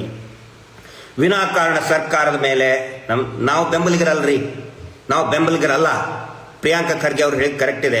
ನಾವು ಬೆಳೆದಿದ್ದು ಯಡಿಯೂರಪ್ಪನವ್ರ ಗರಡಿಯಲ್ಲಿ ಸಂಘದ ಶಿಕ್ಷಣವನ್ನು ಪಡೆದಂಥವ್ರು ನಾವು. ಮಹೇಶ್ ಶೆಟ್ರು, ನಮ್ಮ ತಮ್ಮಣ್ಣ ಶೆಟ್ರು, ಎಲ್ಲರೂ, ಆಮನಂತರ ಯಾರು, ಪ್ರಸನ್ನ ರವಿ ಅವರು, ಶೈಲಜಾ ಶೆಟ್ಟಿ ಅವರು, ಎಲ್ಲರೂ ಕೂಡ ಇಡೀ ಟೀಮೇ ಸಂಘದ ಗರಡಿಯಲ್ಲಿ ಬೆಳೆದಂಥವ್ರು. ನಾನು ಮದುವೆ ಆಗಿದ್ದು ಸ್ವಲ್ಪ ವಿವರವಾಗಿ ಹೇಳ್ತೇನೆ. ನನ್ನ ಮದುವೆ ಎಲ್ಲಿ ಆಗಬೇಕು ಅಂತ ತೀರ್ಮಾನ ಆಗಿದ್ದೆ ನಿಮ್ಮ ಮನೆಯಲ್ಲಿ ವಿಜೇಂದ್ರ ಅವರೇ. ಯಡಿಯೂರಪ್ಪನವರೇ ಹೇಳಿದ್ದಾರೆ. ಯಡಿಯೂರಪ್ಪನವ್ರು ಅವಾಗ ಬೆಳಿಗ್ಗೆ ಬಂದಿದ್ದೆ, ಶೋಭಾ ಮೇಡಮ್ ಕೂಡ ಇದ್ರು. ಎಲ್ಲಿ ಏನಪ್ಪ ಮದುವೆ ಅಂತ ಎಲ್ಲಿ ಅಂದ್ಕೊಳ್ಳಿ, ಅವಾಗ ತೀರ್ಮಾನ ಮಾಡಿ ಸರ್ ಧರ್ಮಸ್ಥಳ, ಆಯ್ತು ಧರ್ಮಸ್ಥಳದಲ್ಲೇ ಆಗು ಅಂತೇಳಿ ನೆಕ್ಸ್ಟ್ ಕಾಲ್ ತಗೊಂಡು, ಸ್ವಾಮಿ ಹಚ್ಚು ಫೋನು ಧರ್ಮಸ್ಥಳಕ್ಕೆ, ವೀರೇಂದ್ರ ಹೆಗಡೆ ಅವ್ರ ಫೋನ್ ಹಚ್ಚಿ, ಗಿರೀಶ್ ಅಲ್ಲೇ ಮದುವೆ ಆಗ್ತಾನೆ ಅಂತೇಳಿ ಯಡಿಯೂರಪ್ಪನವ್ರು ಹೇಳಿದ್ದು. ಧರ್ಮಸ್ಥಳದಲ್ಲಿ ಅಷ್ಟು ಭಕ್ತಿ ನಮಗೆ ಧರ್ಮಸ್ಥಳ ಅಂದ್ರೆ. ಆವಾಗ ವೀರೇಂದ್ರ ಹೆಗಡೆ ಅವ್ರ ಬಗ್ಗೆ ಅಷ್ಟೊಂದು ಭಕ್ತಿ. ನಾಳೆ ಫೋಟೋನು, ನನ್ನ ಮದುವೆ ಫೋಟೋನು ಕೂಡ ನಾಳೆ ನಾವು ಮತ್ತೆ ಸಮೀರ್ ವಿಸಿಟ್ ಮಾಡಿದ್ದು ಧರ್ಮಸ್ಥಳಕ್ಕೆ 3 ವರ್ಷದ ಹಿಂದೆ. ಆನಂತರ ಮಹೇಶ್ ಶೆಟ್ರು ಎಷ್ಟು ಭಕ್ತಿಯಿಂದ ನಡ್ಕೋತಾ ಇದ್ರು ವೀರೇಂದ್ರ ಹೆಗಡೆ ಅವ್ರ ಬಗ್ಗೆ, ಎಲ್ಲವನ್ನು ಕೂಡ ರಿಲೀಸ್ ಮಾಡ್ತೀವಿ. ಯಾವ ಷಡ್ಯಂತ್ರ ಇಲ್ಲಿ? ಯಾವಾಗ ಆಳಕ್ಕೆ ಹೋಗಿ ನಾವು ಸ್ಟಡಿ ಮಾಡ್ತೀವಿ ಅವಾಗಲೇ ಗೊತ್ತಾಗೋದು ಇವ್ರು ಎಂಥ ಕಟುಕರು, ನೀಚರು, ಕೊಲೆಗಡಕರು, ಅತ್ಯಾಚಾರಿಗಳು, ಭೂಬಾಕರು, ಹೆಣ್ಣು ಬಾಕರು. ಅವಾಗ ಗೊತ್ತಾದ ಮೇಲೆ ಹೋರಾಟಕ್ಕೆ ನಾನು ಹೇಳಿದ್ದು. ನಾನು ಗೊತ್ತಿರಲಿ ವಿಜೇಂದ್ರ ಅವರು ಯಾವ ಷಡ್ಯಂತ್ರನೂ ಕೂಡ ದೇವಸ್ಥಾನದ ವಿರುದ್ಧ ಯಾವುದೇ ಷಡ್ಯಂತ್ರ ಕೂಡ ಇಲ್ಲ. ನಮ್ಮ ದೃಷ್ಟಿ ಇರೋದು ಈ ಅತ್ಯಾಚಾರಿ ಕೊಲೆಗಡಕರಿಗೆ ಶಿಕ್ಷೆ ಆಗಬೇಕು ಅನ್ನೋದಿಷ್ಟೇ ನಿಮಗೆ ಗೊತ್ತಿರಲಿ. ಕೊನೆಯದಾಗಿ ಬರ್ತಾ ಇನ್ನೊಂದು, ನಿನ್ನೆ ನೀವು ದೊಡ್ಡದಾಗಿ ಮಾಡಿದಿರಿ, ನೀವು ಮಾಡಿ ಒಂದು ತಾಸಿಗೆ ನಿಮಗೆ ತಿರುಗಿ ಬಿದ್ನಲ್ರಿ ಅವನು ಕೇಶವ ಬೆಳಲ್ಲನವನು, ಈ ನಕಲಿ ದೇವಮಾನವನೇ ವಕ್ತಾರ. BJPಯವರು ಸ್ಕ್ರಿಪ್ಟ್ ಬರಿತಾ ಇದ್ದಾರೆ ಅಂತ ಹೇಳಿದ್ನಲ್ರಿ. ನಿಮ್ಮ ಮೇಲೆ ತಿರುಗಿ ಬಿದ್ದಲ್ಲ. ನೀವು ಕುಸುಮಾವತಿ ಅವ್ರ ಮನೆಗೆ ಹೋದ ತಕ್ಷಣ ನಿಮ್ಮ ವಿರುದ್ಧ ಎಲ್ಲರೂ ಧರ್ಮಸ್ಥಳ ಈ ನಕಲಿ ದೇವಮಾನವನ ಇಡೀ ಗ್ಯಾಂಗ್ ನಿಮಗೆ ಬೈತಾ ಇದೆ. ಇದರಿಂದ ಅರ್ಥ ಮಾಡ್ಕೋಬೇಕು, ಇವರು ಎಂಥ ಅವಕಾಶವಾದಿಗಳವರು. ತಮಗೆ ಬೇಕಂಗೆ ಎಲ್ಲರನ್ನು ಉಪಯೋಗಿಸ್ತಾ ಬಂದರು. ಎಲ್ಲರನ್ನು ಕೂಡ ನಮ್ಮಲ್ಲಿನೇ ಹೊಡೆದಾಡಕ್ಕೆ ಬಿಟ್ಟರು. ಇವರ ಒಂದು ಗುಣ ಇದೆ, ತಲತಲಾಂತರ ಇವರ ತಲೆಮಾರಿನಂಥ ಗುಣ. ಇವತ್ತು ನಾನು ಹೇಳ್ತಾ ಇದ್ದೀನಿ ಕೇಳಿ, ಇದನ್ನು ಹೇಳಿ ಕನ್ಕ್ಲೂಡ್ ಮಾಡ್ತಾ ಇದ್ದೀನಿ ವಿಜೇಂದ್ರ ಅವರೇ. ಅಂಕಂಬೋಡಿ ಅಂತಾರೆ. ಧರ್ಮಸ್ಥಳದ ಪೀಠದಲ್ಲಿ ಇದ್ದಂಥವರು ಅವ್ರಿಗೆ ಖುಷಿ ಪಡಿಸೋದಕ್ಕೆ ಆ ಪಟ್ಟಾಧಿಕಾರ ತಗೊಂಡಂಥ ದಿನ ಪ್ರತಿ ವರ್ಷ ಒಂದು ಮೌಢ್ಯ ಆಚರಣೆ ಮಾಡ್ತಾರೆ. ಅದಕ್ಕೆ ಅಂಕಂಬೋಡಿ ಅಂತಾರೆ. ಅಂಕ ಅಂತ ಹೇಳಿದ್ರೆ ಮೆಟಲ್ನಿಂದ ಮಾಡಿದಂಥ ಆಯುಧ, ಚೂರಿ ಆಗಿರ್ಬೋದು, ತಲವಾರ ಆಗಿರ್ಬೋದು. ಅಂಬೋಡಿ ಅಂತ ಹೇಳಿದ್ರೆ ಉದ್ದನೆ ಬಿದಿರು. ಈ ದಲಿತರು, ಆದಿವಾಸಿಗಳು, ಹಿಂದುಳಿದ ವರ್ಗದ ಜನಗಳು ಏನು ಮಾಡ್ತಾರೆ, ಅವತ್ತಿನ ದಿನ ಇವ್ರನ್ನ ಪಲ್ಲಕ್ಕಿಯಲ್ಲಿ ಹೊತ್ಕೊಂಡು ಬರ್ತಾರೆ. ಧರ್ಮಾಧಿಕಾರಿ ಆಗಿದ್ದಂಥವ್ರನ್ನ ಪಲ್ಲಕ್ಕಿಯಲ್ಲಿ ಹೊತ್ಕೊಂಡು ಬಂದು ಮೇಲೆ ಕುಂದಿರ್ತಾರೆ. ಅವ್ರನ್ನ ಕುಂದಿರಿಸಿ ಈ ಆದಿವಾಸಿಗಳು, ಗಿರಿಜನರು, ಹರಿಜನರು, ಹಿಂದುಳಿದ ವರ್ಗದವರು, ಜನಾಂಗಗಳು ಇರ್ತಾವ್ರಲ್ಲ, ಪಾಪ ಅವರು ಉದ್ದುದ್ದನೆಯ ತಲವಾರನ್ನ ತೆಗೆದುಕೊಂಡು ಬಿದಿರನ್ನ ತಗೊಂಡುಕೊಂಡು ಅವ್ರವ್ರ ಒಳಗಡೆನೆ ಹೊಡೆದಾಡ್ಕೊಳ್ತಾರೆ. ಸಿಕ್ಕಾಪಟ್ಟೆ ಹೊಡೆದಾಡ್ಕೊಳ್ತಾ ಇರ್ತಾರೆ. ಅವ್ರು ಹೊಡೆದಾಡ್ಕೊಂಡು ರಕ್ತ ಎಲ್ಲಾ ಸುರಿತಾ ಇರ್ತದೆ. ಆ ರಕ್ತವನ್ನು ನೋಡಿ ಈ ಧರ್ಮಾಧಿಕಾರಿ ನಗಬೇಕು, ಖುಷಿ ಪಡಬೇಕು. ಖುಷಿ ಪಟ್ಟ ಮೇಲೆ ಅದು ಸ್ಟಾಪ್ ಆಗುತ್ತೆ. ಇದಕ್ಕೆ ಅಂಕಂಬೋಡಿ ಅಂತ ಹೇಳಿ. ಸೌಜನ್ಯ ಹೋರಾಟ ಪ್ರಾರಂಭ ಆದಮೇಲೆ ಹೆದರ್ಕೊಂಡು ಸುಮ್ಮನೆ ಆಗಿದ್ದವರು. ಈ ಒಂದು ಮೌಢ್ಯ ಆಚರಣೆ ಅಂದರೆ ನಮ್ಮಲ್ಲಿನೇ ಜಗಳಾಡೋದಕ್ಕೆ ಹಚ್ಚಿ, ಹೊಡೆದಾಡೋದಕ್ಕೆ ಹಚ್ಚಿ, ಕಚ್ಚಾಡೋದಕ್ಕೆ ಹಚ್ಚಿ, ಅದನ್ನು ನೋಡಿ ನಗುತ್ತಾ ಇದ್ದಂತೂ ಒಂದು ಸಂಪ್ರದಾಯವೇ ಆಗಿತ್ತು ಧರ್ಮಸ್ಥಳದಲ್ಲಿ. ಅಂಕಂಬೋಡಿ ಅಂತ ಕರೀತಾರೆ ಅದಕ್ಕೆ. ಇದು ಅವರ ಜೀನ್ಸ್ ಅಲ್ಲೇ ಬಂದ್ಬಿಟ್ಟಿದೆ. ನಿಮ್ಮನ್ನ ಈಗ ನೋಡಿ, ಬಿಜೆಪಿ ಕಾಂಗ್ರೆಸ್ ಹೊಡೆದಾಡಕ್ಕೆ ಹಚ್ಚಿದ್ರು, ಬಿಜೆಪಿ ಒಳಗಡೆ ಹೊಡೆದಾಟ ಹತ್ತು. ಆ ನಂತರ ಒಂದೊಂದು ಜಾತಿಯಲ್ಲಿನೇ ಜಗಳ ಹಚ್ಚಿದ್ರು. ಅವ್ರನ್ನ ಮಾತ್ರ ಅವ್ರು ಬರ್ಬೇಕಾಗಿತ್ತಲ್ಲಪ್ಪ. ನೀವು ಅವ್ರ ರಕ್ಷಣೆಗೆ ಬಂದವರು, ಅವ್ರ ಕುಟುಂಬದವ್ರು ಯಾರಾದ್ರೂ ಒಬ್ರು ಬಂದ್ರ ವೇದಿಕೆಯಲ್ಲಿ, ಒಬ್ರು ಯಾರಾದ್ರೂ ಬರ್ಬೇಕಾಗಿತ್ತು? ಇಲ್ಲ. ನಮ್ಮಲ್ಲಿನೇ ಜಗಳ ಹಚ್ಚೋದು ಅಂಕಂಬೋಡಿ. ನಾವೇ ಹೊಡೆದಾಡಬೇಕು. ಆ ಅಂಕಂಬೋಡಿಯಲ್ಲಿ ಏನಾಗ್ತಿತ್ತು ಅಂತ ಹೇಳಿದ್ರೆ, ಹೊಡೆದಾಡಬೇಕು, ರಕ್ತ ಎಲ್ಲ ಸುರಿದು ಇವರು ನಕ್ಕ ಮೇಲೆ ಅದು ಸುಮ್ಮನಾಗ್ತಾ ಇತ್ತು. ಆಮೇಲೆ ಇವರು ಮೇಲಿಂದ ಈ ದೇವಸ್ಥಾನದ ಹುಂಡಿಗೆ ರಾಶಿ ಚಿಲ್ಲರೆ ದುಡ್ಡು ಬೀಳ್ತದಲ್ಲ, ಅದನ್ನ ಇವ್ರು ಹಿಂಗೆ ಬೀಸಾಕೋದು. ಹಿಂಗೆ ಬೀಸಾಕಿದ ಮೇಲೆ ಆ ಹೊಡೆದಾಡ್ಕೊಂಡು ರಕ್ತ ಬರೋರು ಅದನ್ನು ಹಿಡ್ಕೊಂಡು ಆಯ್ಕೊಂಡು ಹೋಗೋದು, ಇವ್ರಿಗೆ ಜೈಕಾರ ಹೇಳಿ. ಇದು ಪದ್ಧತಿ ಇತ್ತು. ವಿಜೇಂದ್ರ ಅವರೇ, ಜಮೀನ್ದಾರ ಪದ್ಧತಿ, ದಬ್ಬಾಳಿಕೆ ಸುಮಾರು ನಾವು ಕೇಳಿದ್ದೀವಿ. ಜ್ವಲಂತವಾದಂಥ ಉದಾಹರಣೆ. ಇದರ ವಿರುದ್ಧ ನೀವು ಮಾತಾಡಬೇಕಾಗಿತ್ತು. ನಿಜವಾದ ರಾಜಕೀಯ ಮುತ್ಸದೆ ಇರೋದು, ಜನನಾಯಕ ಇರೋದು ಜನರ ಪರವಾಗಿ ಮಾತಾಡ್ತಾರೆ. ಯಾಕೆ ಇವತ್ತು ಸಿದ್ದರಾಮಯ್ಯನವರ ಪರವಾಗಿ ಅನೇಕ ಬಿಜೆಪಿ ಕಾರ್ಯಕರ್ತರು ಹೋದ್ರು. ಈ ಬಜರಂಗ ದಳದಲ್ಲಿ ಇದ್ದವರು, ಯಾಕಂದ್ರೆ ಎಲ್ಲ ಬಜರಂಗ ದಳದಲ್ಲಿ ಇದ್ದವರು ಹಿಂದುಳಿದ ವರ್ಗದವರು, ದಲಿತ ಸಮುದಾಯದವರು, ಗಿರಿಜನರು. ನೀವು ಮಾಡ್ತಾ ಇರುವಂತ, ನೀವಂತ ಹೇಳಿದ್ರೆ ಪರ್ಟಿಕ್ಯುಲರ್ ನಿಮಗನ್ನ ಇಷ್ಟೇ ನಾನು ಹೇಳ್ತಾ ಇಲ್ಲ, ಇಡೀ ಬಿಜೆಪಿ ನಾಯಕರು ಮಾಡ್ತಾ ಇರುವಂತ ಢೋಂಗಿತನಕ್ಕೆ ಬೇಸತ್ತು ಎಲ್ಲರೂ ಕೂಡ ಸಿದ್ದರಾಮಯ್ಯನವ್ರ ಪರವಾಗಿ ಇವತ್ತು ಹೋಗ್ತಾ ಇದ್ದಾರೆ. ನಾವು ಸಿದ್ದರಾಮಯ್ಯನವರ ಮುಂಚಿಂದ್ರೆ ನಾನೇನು ಕಾಂಗ್ರೆಸ್ಮನ್ ಅಲ್ಲ. ಆದರೆ ಇಂಥ ಪರಿಸ್ಥಿತಿ ಬಂದಿದೆ ಅಂತ ಹೇಳಿದ್ರೆ ಇವತ್ತು ಸಿದ್ದರಾಮಯ್ಯನವ್ರನ್ನ ನಾವೇ ಮೆಚ್ಕೊಳ್ಳುವಂಥ ಪರಿಸ್ಥಿತಿ ಬಂದಿದೆ. ಯಾಕಂದರೆ ಅವರು ತಗೊಳ್ತಾ ಇರುವಂಥ ಒಂದೊಂದು ನಿರ್ಣಯನೂ ಕೂಡ ಜನರ ಸಾಮಾನ್ಯರ ಪರವಾದಂಥ ನಿರ್ಣಯಗಳು ತಗೊಳ್ತಾ ಇದ್ದಾರೆ. ಕೈ ಜೋಡಿಸಿ ಅವ್ರ ಜೊತೆಗೆ, ಈ ಪ್ರಕರಣದಲ್ಲಿ ಕೈ ಜೋಡಿಸಿ ಹೋಗಿ ಸಿದ್ದರಾಮಯ್ಯನವ್ರ ಚೇಂಬರಿಗೆ ಹೋಗಿ ಕೇಳಿ. ರಿಪೋರ್ಟ್ ಇದ್ದಿದ್ದನ್ನ ಇನ್ವೆಸ್ಟಿಗೇಷನ್ ಮಾಡಲಿ ಅಂತ ಹೇಳಿ. ಆನೆ ಮಾವುತನ ಕೇಸು, CBI ಇದ್ದಿದ್ದನ್ನ CBI ಅಮಿತ್ ಶಾ ಅವ್ರ ಹತ್ರ ಹೋಗಿ ಚಾಲನೆ ಒಳಗೆ ತಗೊಂಡು ಬನ್ನಿ. ದಯವಿಟ್ಟು ಅಷ್ಟು ಮಾಡಿ. ನಿನ್ನೆ ಆಗಿದ್ದೇನು, ಕೋಟ್ಯಾಂತರ ರೂಪಾಯಿ ತರಿಸಿ ಸುರಿದು ನಮ್ಮನ್ನು ಬಯಸಬೇಕು, ಷಡ್ಯಂತ್ರ ಅಂತ ಹೇಳಬೇಕು. ಕೊನೆಗಾಗಿದ್ದೇನು, ಸೌಜನ್ಯ ಮನೆಗೆ ಹೋದ್ರಿ. ಇಡೀ ದೇಶದ ರಾಜ್ಯದ ಜನ ನಿಮ್ಮನ್ನೇ ಟೀಕೆ ಮಾಡುವಂಥ ಪರಿಸ್ಥಿತಿ ಬಂತು. ಯಾಕಂತ ಹೇಳಿದರೆ ಅದು ಧರ್ಮಸ್ಥಳ, ಶ್ರೀ ಕ್ಷೇತ್ರ ಧರ್ಮಸ್ಥಳ, ಮಂಜುನಾಥ ಸ್ವಾಮಿ ಅಣ್ಣಪ್ಪಯ್ಯ ಸ್ವಾಮಿ ಇದ್ದಂಥ ಸ್ಥಳ, ಅವರ ಆಶೀರ್ವಾದದಿಂದ ಅವರ ಕ್ಷೇತ್ರ ಇರುವಂಥ ಸ್ಥಳ. ಬೆಂಕಿ ವಿಜೇಂದ್ರ ಅವರೇ, ಅದು ಬೆಂಕಿ. ಅಲ್ಲಿ ರಾಜಕೀಯದ ಡ್ರಾಮಾ ನಡೆಯಲ್ಲ. ದೇವೇಗೌಡರಿಗೇನು ಅವ್ರಿಗೇನು ಗೊತ್ತಿಲ್ವಾ? ಅವ್ರು ಬರ್ಬೋದಾಗಿತ್ತಲ್ಲ. ಸಿದ್ದರಾಮಯ್ಯನವರು ಯಾಕೆ ಅಂದರೆ ತನಿಖೆ ಆಗಲಿ ಅಂತ ಹೇಳಿದರು? ಅವ್ರಿಗೇನು ಗೌರವ ಇಲ್ವಾ? ಯಡಿಯೂರಪ್ಪನವ್ರ ಗೌರವ ಇಲ್ವಾ? ಎಲ್ಲರಿಗೂ ಗೌರವ ಇದೆ. ಅಷ್ಟೇ ಅಲ್ಲ, ಅದರ ಶಕ್ತಿ, ಕ್ಷೇತ್ರದ ಮಹಿಮೆ ಎಲ್ಲ ಪ್ರಬುದ್ಧ ರಾಜಕೀಯ ನಾಯಕರುಗಳಿಗೆ ಇದೆ. ಶಕ್ತಿ ಅದು. ಧರ್ಮಸ್ಥಳಕ್ಕೆ ಬರುವುದು ಆಣೆ ಪ್ರಮಾಣ ಮಾಡೋದಕ್ಕೆ ಬರ್ತಾರೆ ಹೊರತು ರಾಜಕೀಯ ನಾಯಕರು ದಂಡು ಕಡ್ಕೊಂಡು ಅಲ್ಲಿ ಜೈಕಾರ ಘೋಷಣೆ ಕೂಗಿದ್ದೀರಿ ನಿನ್ನೆ. ಇದು ನಿಮ್ಮಂಥ ಅವಿವೇಕಿಗಳು ಯಾರೂ ಇಲ್ಲ. ನೀವು ಅಂತ ಹೇಳಿದ್ರೆ ವಿಜೇಂದ್ರ ಅವ್ರಿಗೆ ಇಷ್ಟೇ ನಾನು ಹೇಳ್ತಾ ಇದ್ದಲ್ಲ, ರಾಜಕೀಯ ಘೋಷಣೆ ಕೂಗ್ತಾ ಇದ್ರಲ್ಲ ಅವ್ರಿಗೆ ಹೇಳ್ತಾ ಇದ್ದೀನಿ ನಾನು. ರಾಜಕೀಯ ನಾಯಕರಿಗೆ ಜಯವಾಗಲಿ.